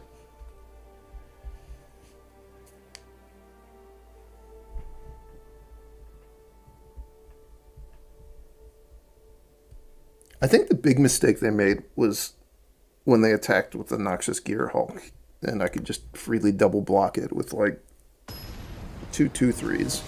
It was not a good trade for them. Talk to you? Hello, Skittles and Boba. I hope that that fulfilled my requirement of speaking to you.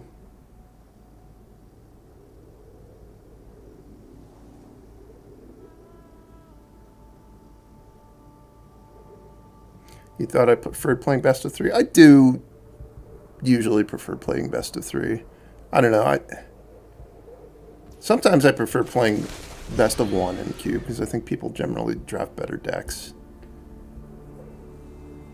I've had the experience a bunch when I played best of 3 in cube where I was playing against people who literally didn't even realize they were allowed to not play all of their cards. It's not really fun when you get to play a match like this. So the Resto Angel works, this thing doesn't work, and this thing doesn't work.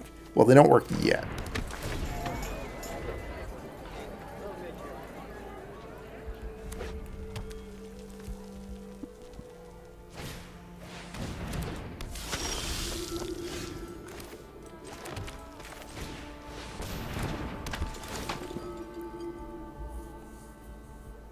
I cannot allow my opponent to just hang out thickening their deck with lightning bolts.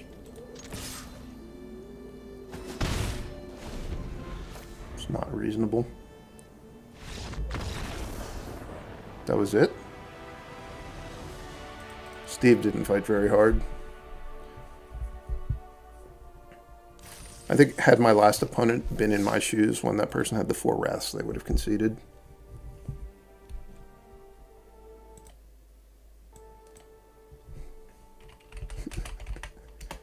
I guess when I took that Discipler, they probably thought they were guaranteed to get decked since they couldn't thicken their deck with lightning bolts the way they wanted to.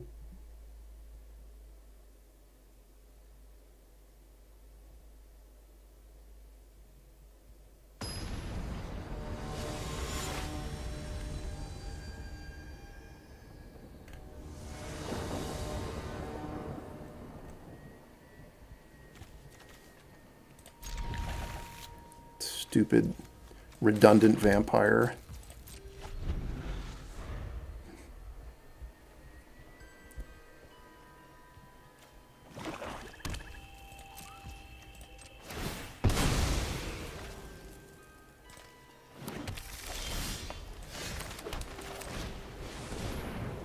This doesn't help me cast non-creature cards, so this 6 mana card is still quite pricey.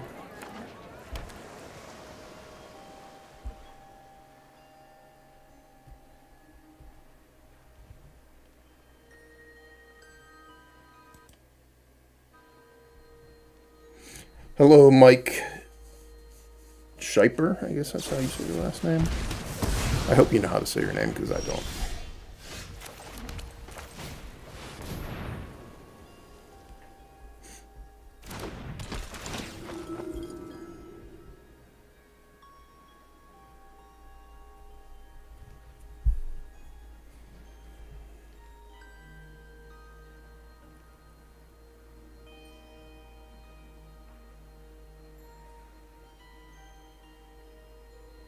Guess I'm going to take the Preacher.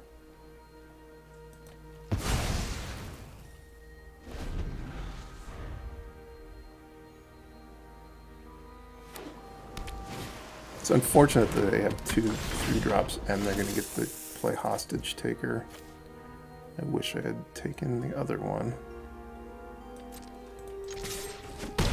I guess the good news is I'm going to get to ossify the Hostage Taker probably. And then I'll be able to... Assuming they take the Spellbinder, which maybe they won't take the Spellbinder. We'll see what they do. Like the Adante Vanguard doesn't really do anything, so I get why they're not taking that. But there is a risk for them that a Hostage Taker could die.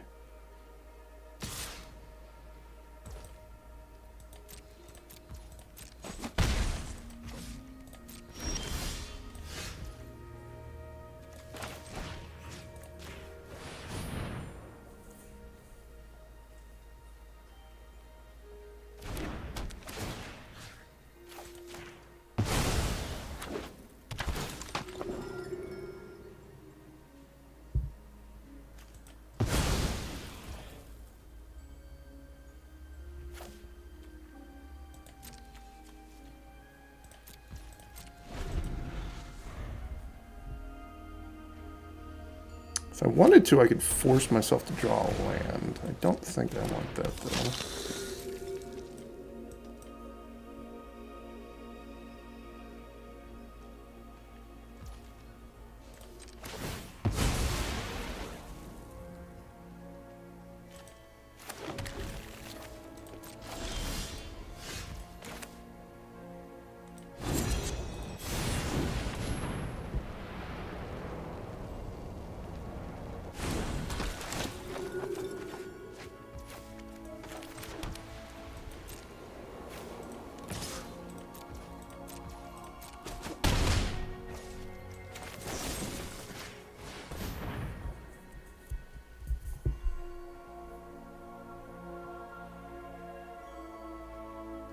Could have maybe done this in their upkeep.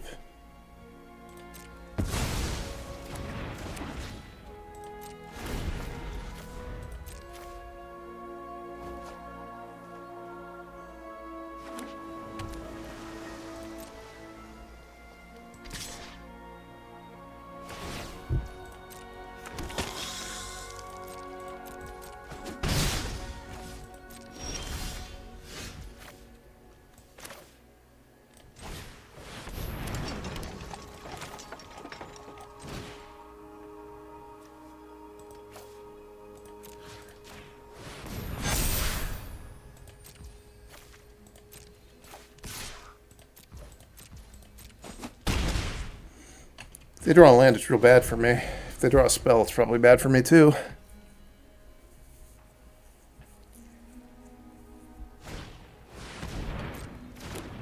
That's actually probably one of the better cards they could draw for me. It's a spell that doesn't interact with my flyer. Kind of like that.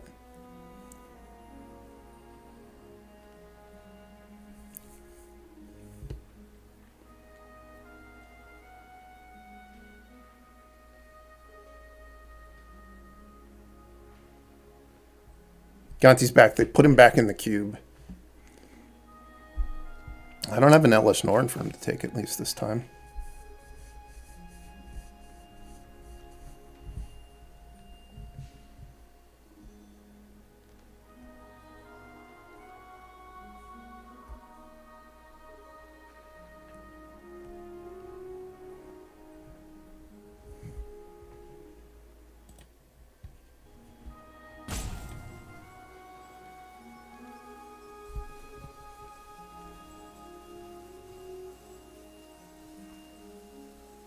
If they attack with the Preacher, I'm definitely going to double block and pay life for the Adopto Vanguard.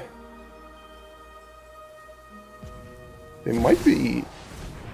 Okay, yeah, they were figuring out whether or not to cast the card of mine that they hit.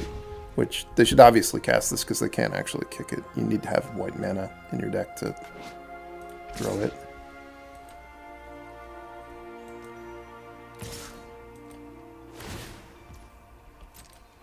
That's a pretty smart attack by them.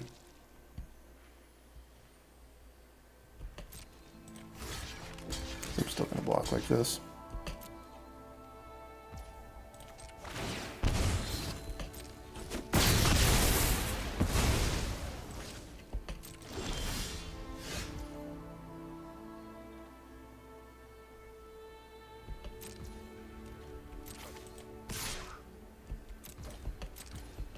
Let's see if I can bait them into alpha striking.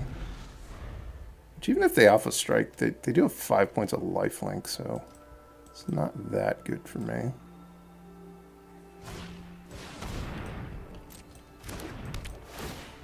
Okay.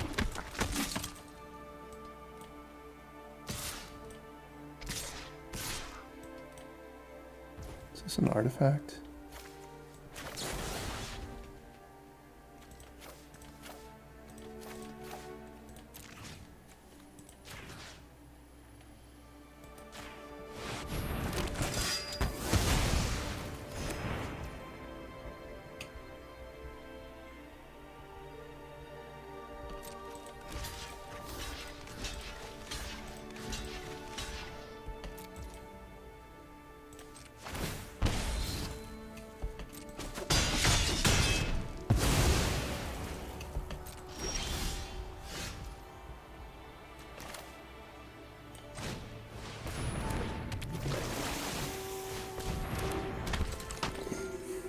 Should I attack with everything? If I attack with this, it'll get blocked there.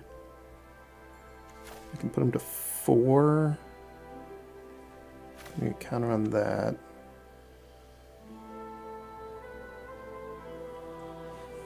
Yeah, Phiomancer is still a really big problem.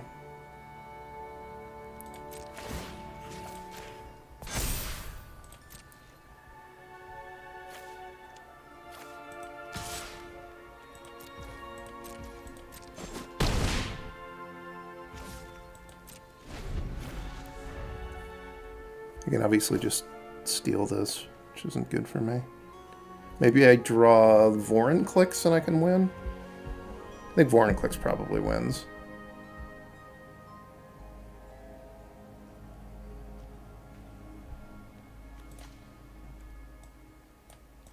Sun Titan win?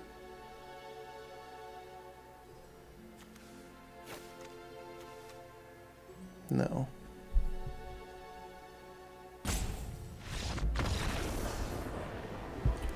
Oh, they didn't have enough mana to be able to cast that. I was thinking they could always afford to steal that, but they couldn't.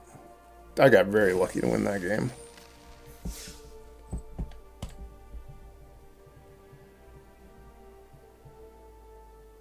Do I plan on playing in the Pro Tour? I do not. I have not played Paper Magic since before COVID.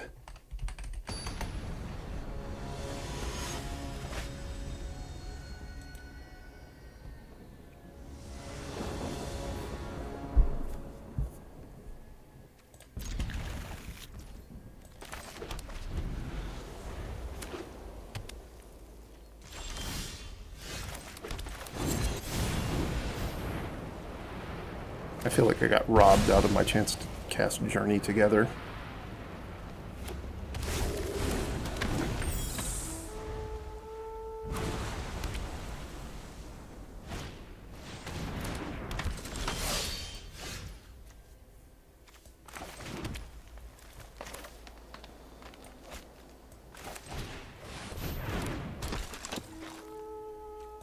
I've been asked for a Tainted Pact video a lot. I tried it some and I didn't make a video because I thought it was too bad to make a video. That's my answer and I'm sticking with it.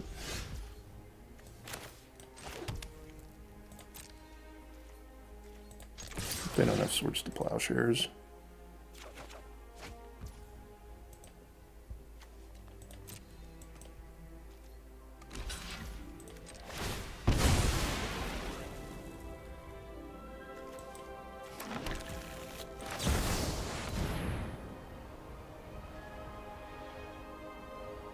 Guess they could also have Spell Pierce. That'd be pretty bad too.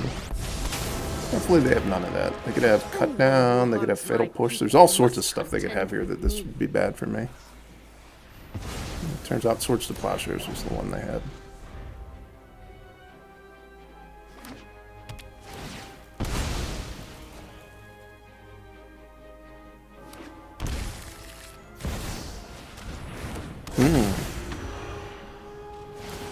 It's real bad for me. I guess that's it then.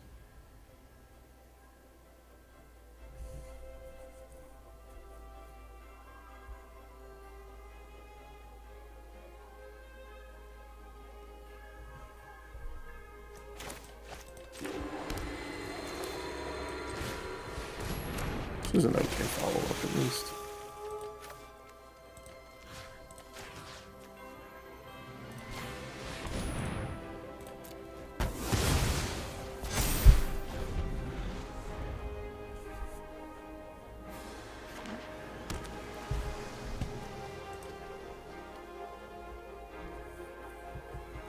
Does people still play Historic? I could make more Historic 10 Impact videos. I don't know if the next set is going to have any good cards for it. Cool if it did.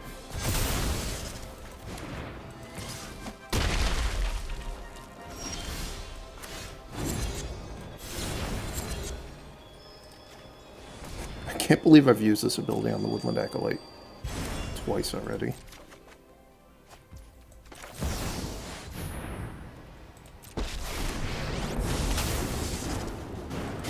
You started this way, but I'm going to end it. I am almost sad to see you. You go. hate fetch lands with a passion? I think the fetch lands are fine in Historic. Or in Timeless. My problem with Timeless was much more... I don't like playing in formats where people can just play 4 Bowmasters. I think it's a pretty stupid card.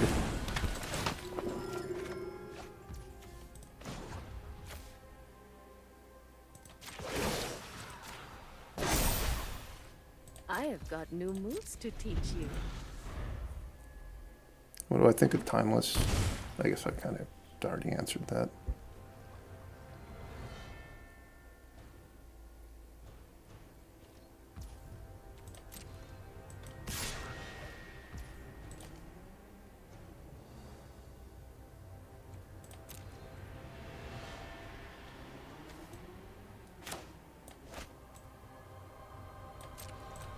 I think it's worth keeping this alive.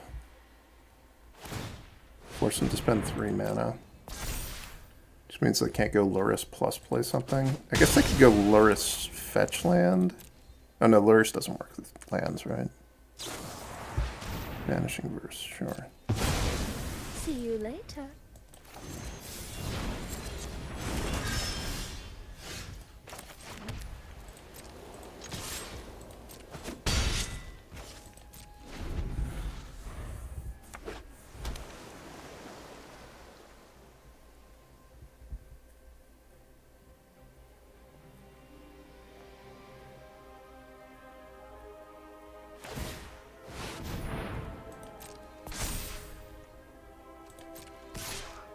This is an exceptionally strange play.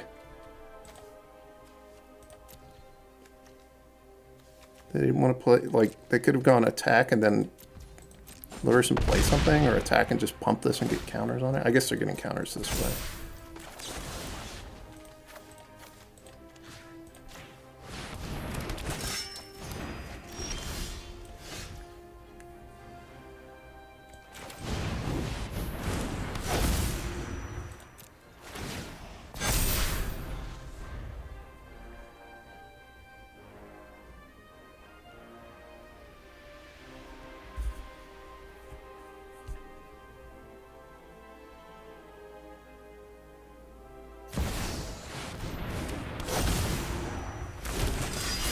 A lot of knights.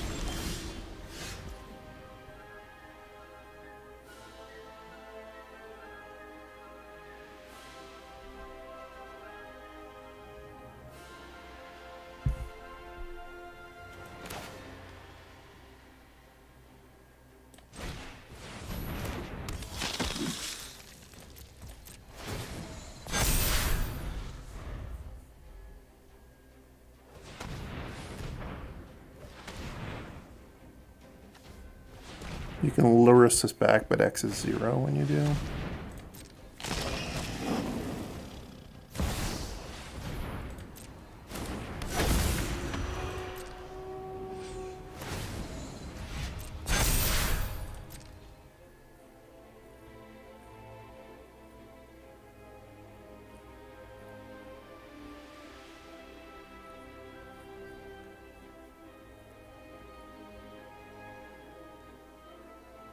Pretty good for me if they attack with everything. Would like it were they to do that.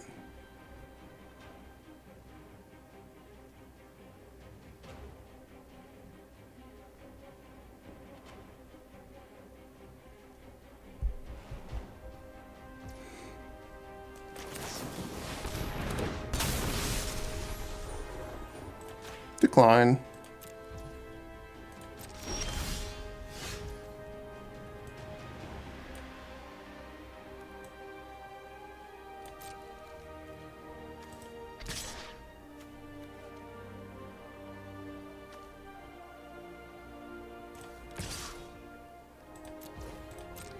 They don't have enough white mana that it's good for them for this to die. I mean, I guess they can gain life, but I think I'd be fine with them being forced to do that again next turn. I'm just going to gain life though.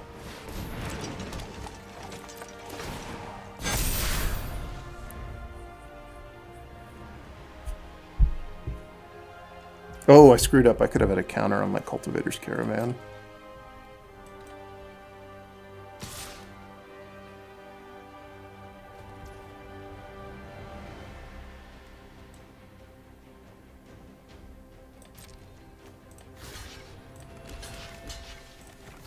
There's no instant speed way to give Death Touch.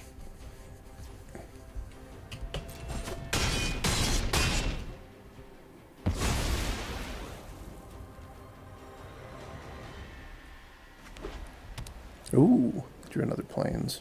Okay.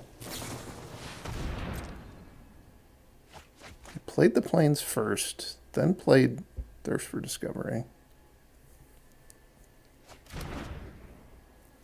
Those it worked out for them.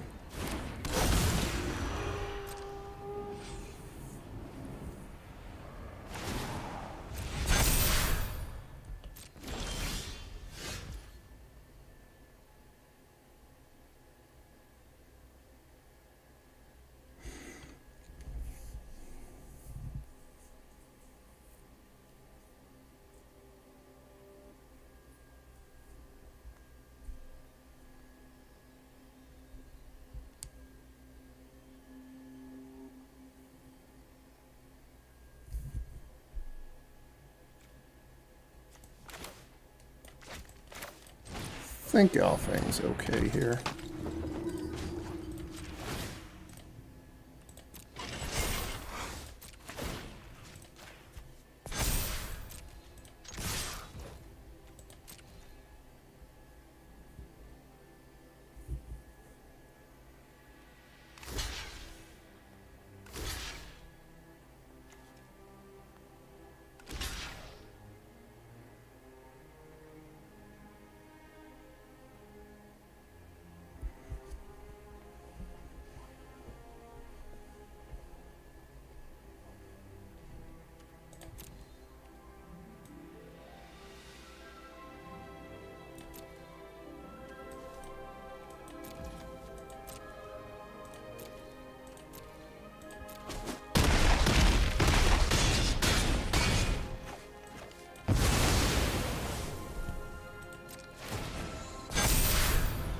Nothing else, the board is less confusing.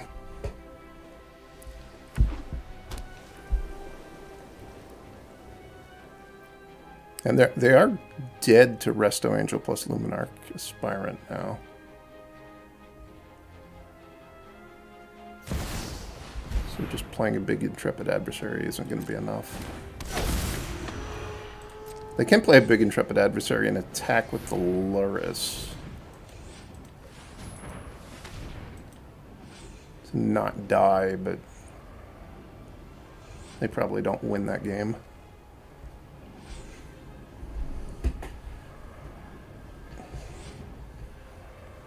It's a little scary for me if they leave mana untapped, though, because it means that they might be able to kill the Resto Angel. And I can't afford to attack on the ground where they won't be dead to the Resto Angel. Maybe I'll draw something good and none of it will matter, or maybe they'll just tap all their mana. Okay.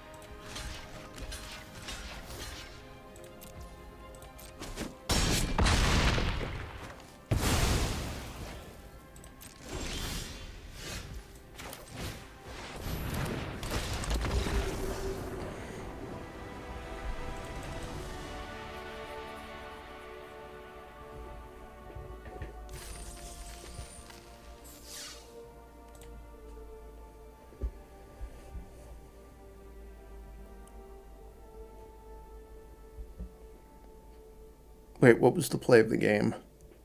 What was it when I blocked?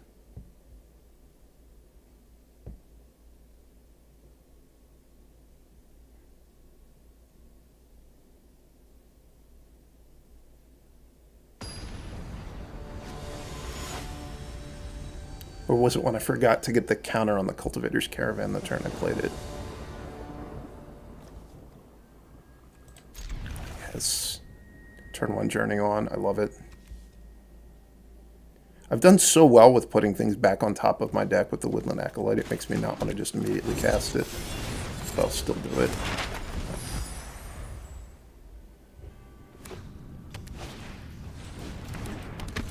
It's everybody's favorite card. The Grim Lavamancer.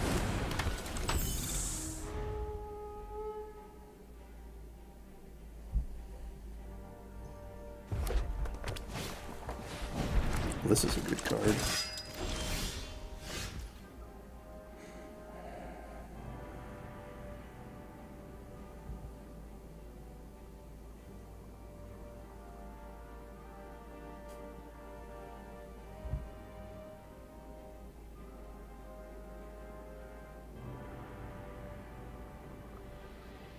I kind of want to just crack the map and and play Luminarch Aspirant this turn and just let him have empty for a turn.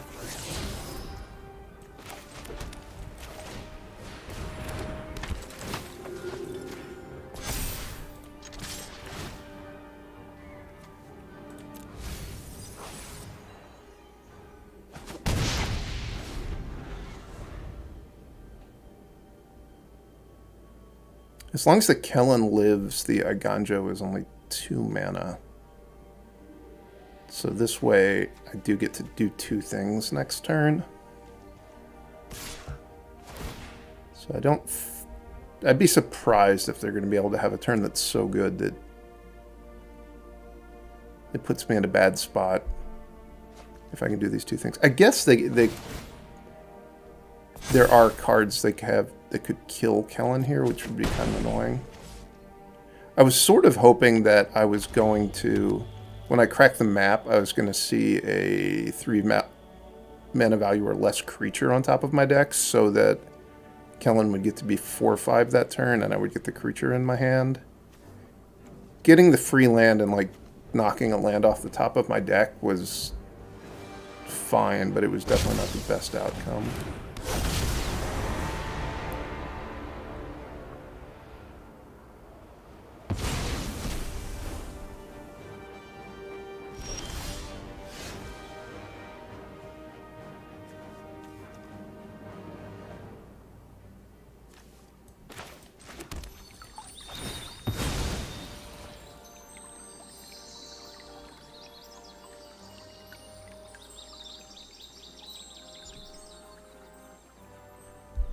I probably should ossification the Inti this turn,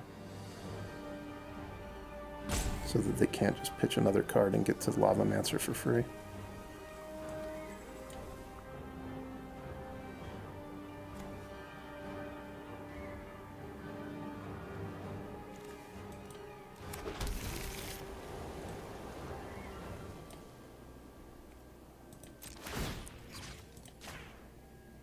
Possible they chump here and try to Lavamancer the Spirant. If they chump, I'm just going to pass with my mana up. And Resto Angel. Not that surprised that they're not chumping.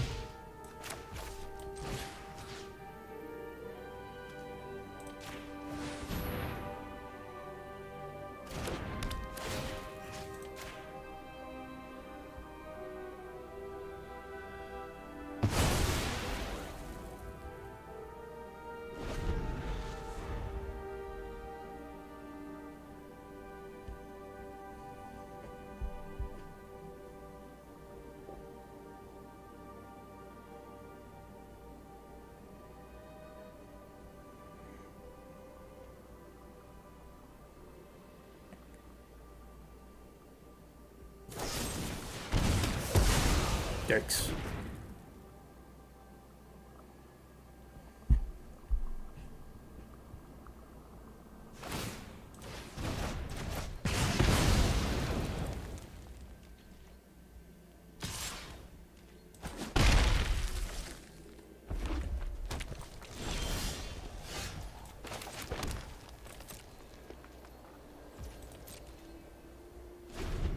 They do know about a Ganjo. So they might choose to attack into it, just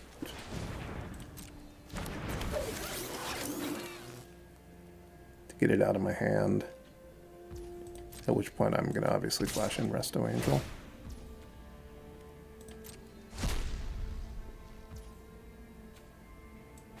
What am I playing here? This is Cube.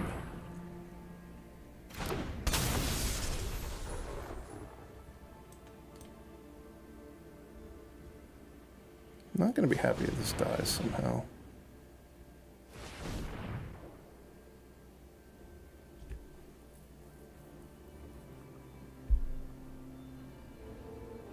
Seems like it's dying somehow. Maybe this is like a complicated, like, lightning bolt, cracked courier. No, it wasn't anything fancy. It's just 4 damage.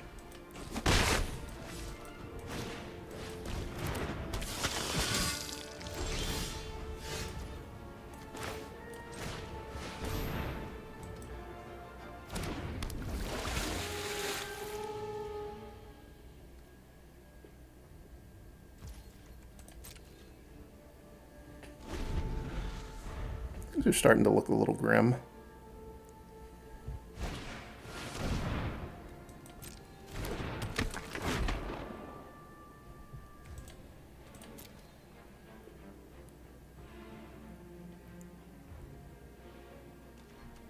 This trigger counts itself. That ain't good for me.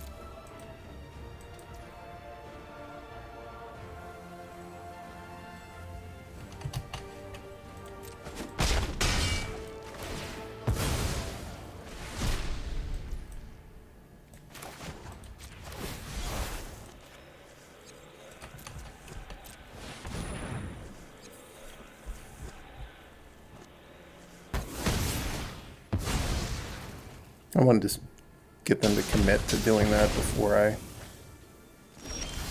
did anything. Oh, I need a land.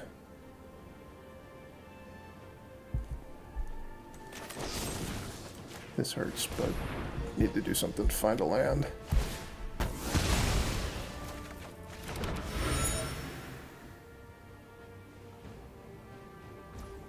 Maybe if I have an untapped land for next turn.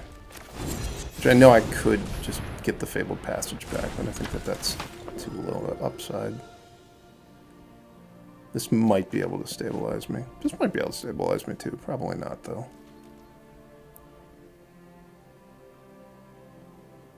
Does this pump non-tokens? I think I'm dead on board, actually. Kill that, animate that. I'm taking 4. Yeah, I die. I take 10 exactly.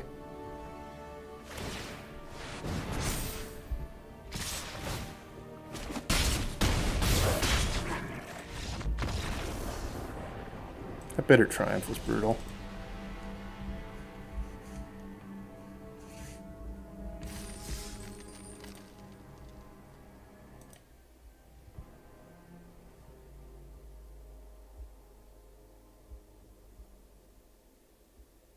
I guess I made the wrong play. I should have Fateful Absenced the Judith. Did I get another turn?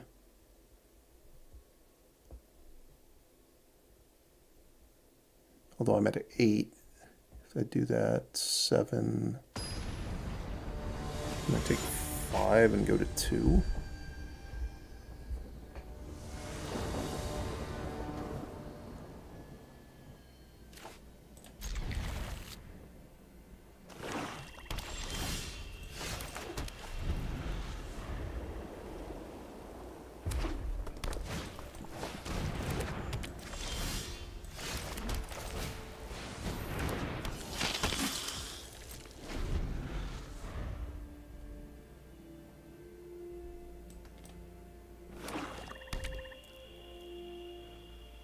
Come on, have a hand that can't beat it onto a Vanguard.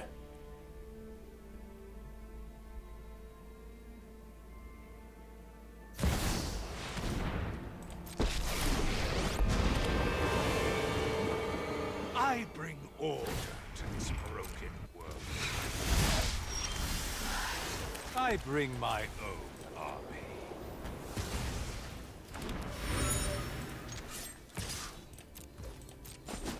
It's not the worst trade for them. One more grudge. I spend my whole third turn giving them a card. Just to get the Sorin off the board. Could have been worse for me, but wouldn't say that was an exciting exchange from my side.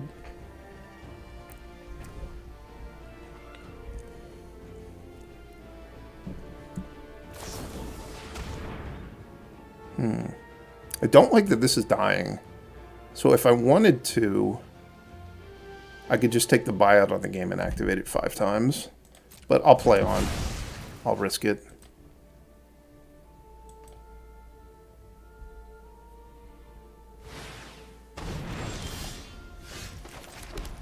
Starting to notice a lack of green mana. At least I have 5 lands, so that I'm probably going to get to my 6 drops this game.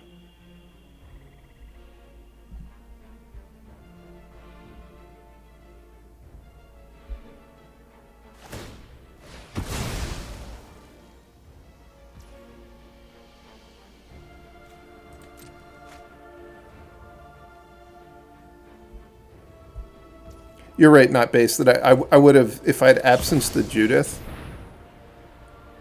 I wouldn't have known I was dead because I would have been at 2 life, but if my top card was a land, I would have gotten to gain 3 life from the Sune's intervention. The way that it played out, though, where I saw that next card and I saw that it wasn't something that could let me cast Sune's intervention, I was going to die. I took the line where I turned like what was maybe a 1% chance and it'll come back into a just known 0% chance. Which is pretty bad.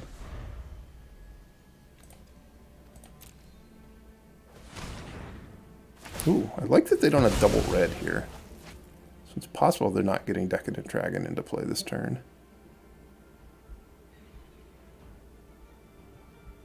They probably stole all my forests. This is just 2 forests, and they just chose not to play them. That's probably not right. It's probably just 2 green cards. And they're like, what? Why does this person have 2 green cards in their mono white deck? Well, that doesn't go that well for me. Try not to miss me.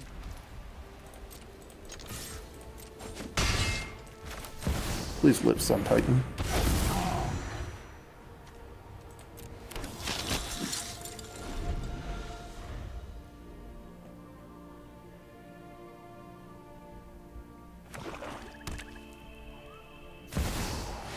Grave Titan, it's Titan on Titan violence.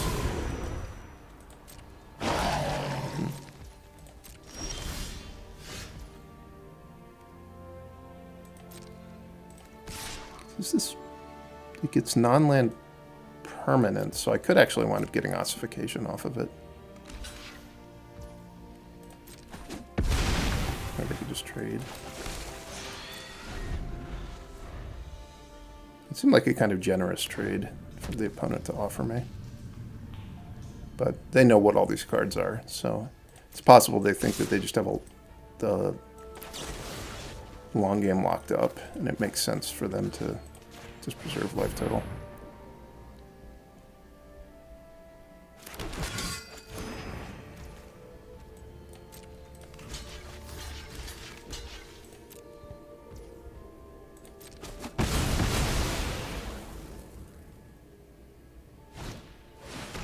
Or they could have that.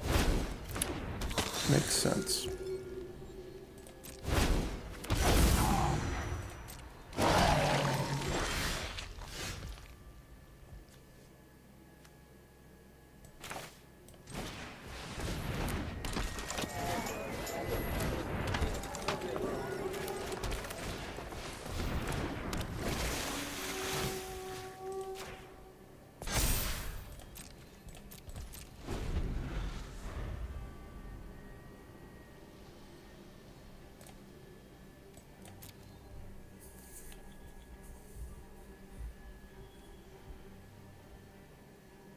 I haven't drawn Vorn clicks at all.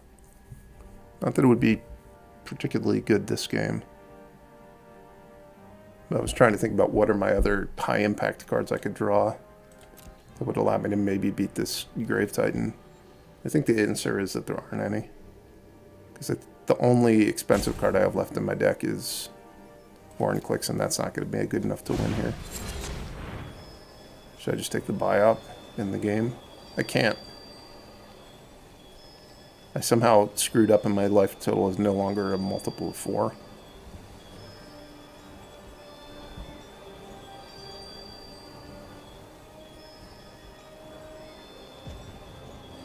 I think that, well, maybe they were trying to figure out how Lutri works. So maybe the way for me to win this game is if somehow... No, I was going to say somehow like there's a chain of awesome curator targets on top of my deck, but no.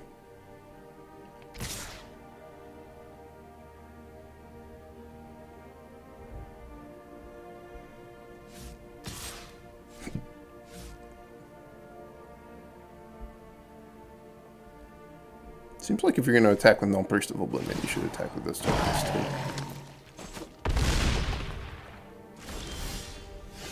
Excellent.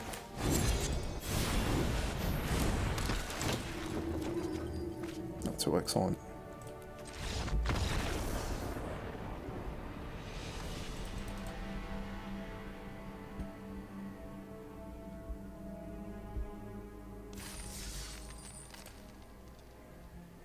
I think this deck has 3 more wins in it. I'm a believer.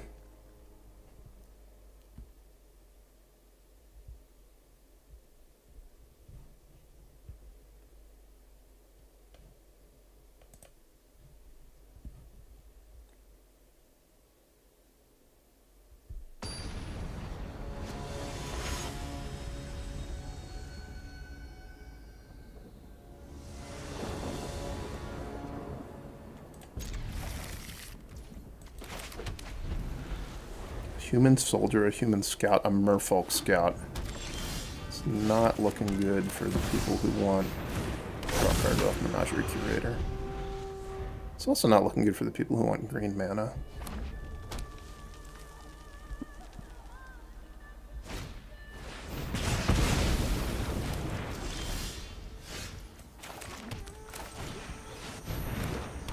But I do have a giant. I know that the Menagerie Curator gives me a card off of giant. So I've got that locked up.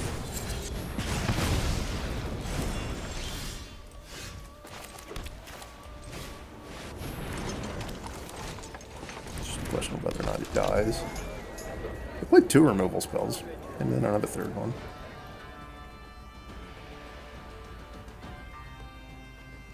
It's going to be a really good Sun Titan if it lives, too. It gets me back Thalia, and then if it gets to attack, it brings back the adversary, and you can grow the adversary when it comes back.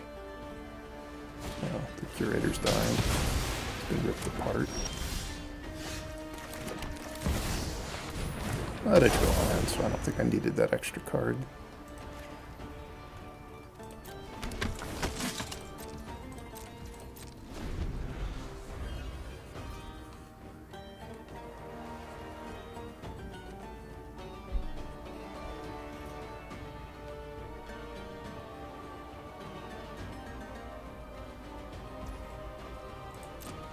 There's no more removal. This can't be Embercleave. What is this? I think it's probably they're just hoping I block with the Sun Titan and then can kill it with 3 damage. I will use the power of First Strike, though. Oh no, it's Wrath of God. There's a weird inclusion in their deck. Or maybe their deck is very different than what I thought it was.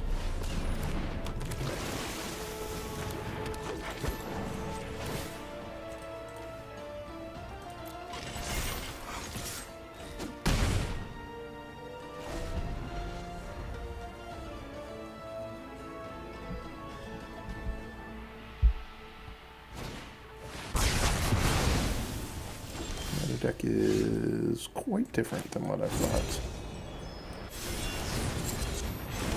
Oh, whoops. I thought I was going to be able to afford to cast that. Not so good. It's not that big of a deal, but I guess if they had a sorcery speed removal spell, they might save themselves 2 damage this way.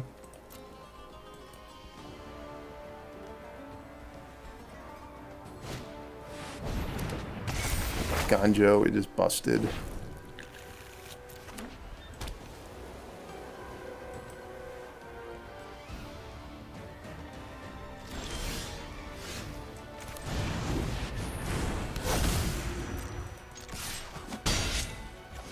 Can't do anything fancy with the Cultivator Caravan here because I didn't have 3 power. It's quite sad for me. Do they have anything in the yard? They're converting a land into a Heartfire Duelist. Heartflame Duelist? Glad they didn't have this in play when they cast. What's it called? Burn down the house. Well, that dragon's no good for me. I'm making a list of things that are good for me, and it's not on it.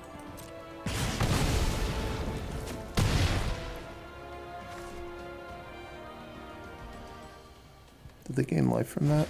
No, it's just some sorceries.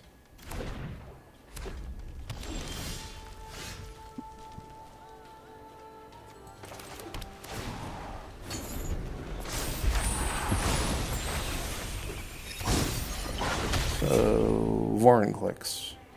Could go for some Vorin clicks here.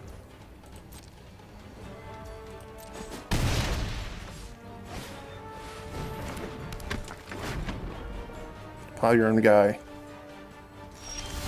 Nope.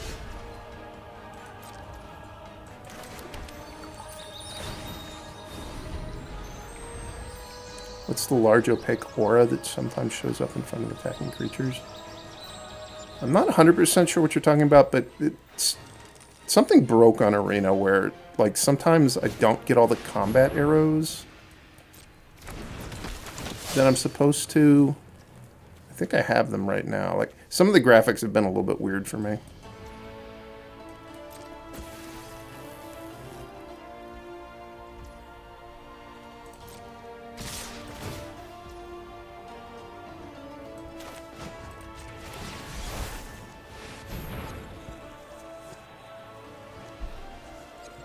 So I'm taking 11, going to 2. Seems unlikely there's a road back from this. I do get my cultivator's caravan back, though. Ossification. Not going to do it.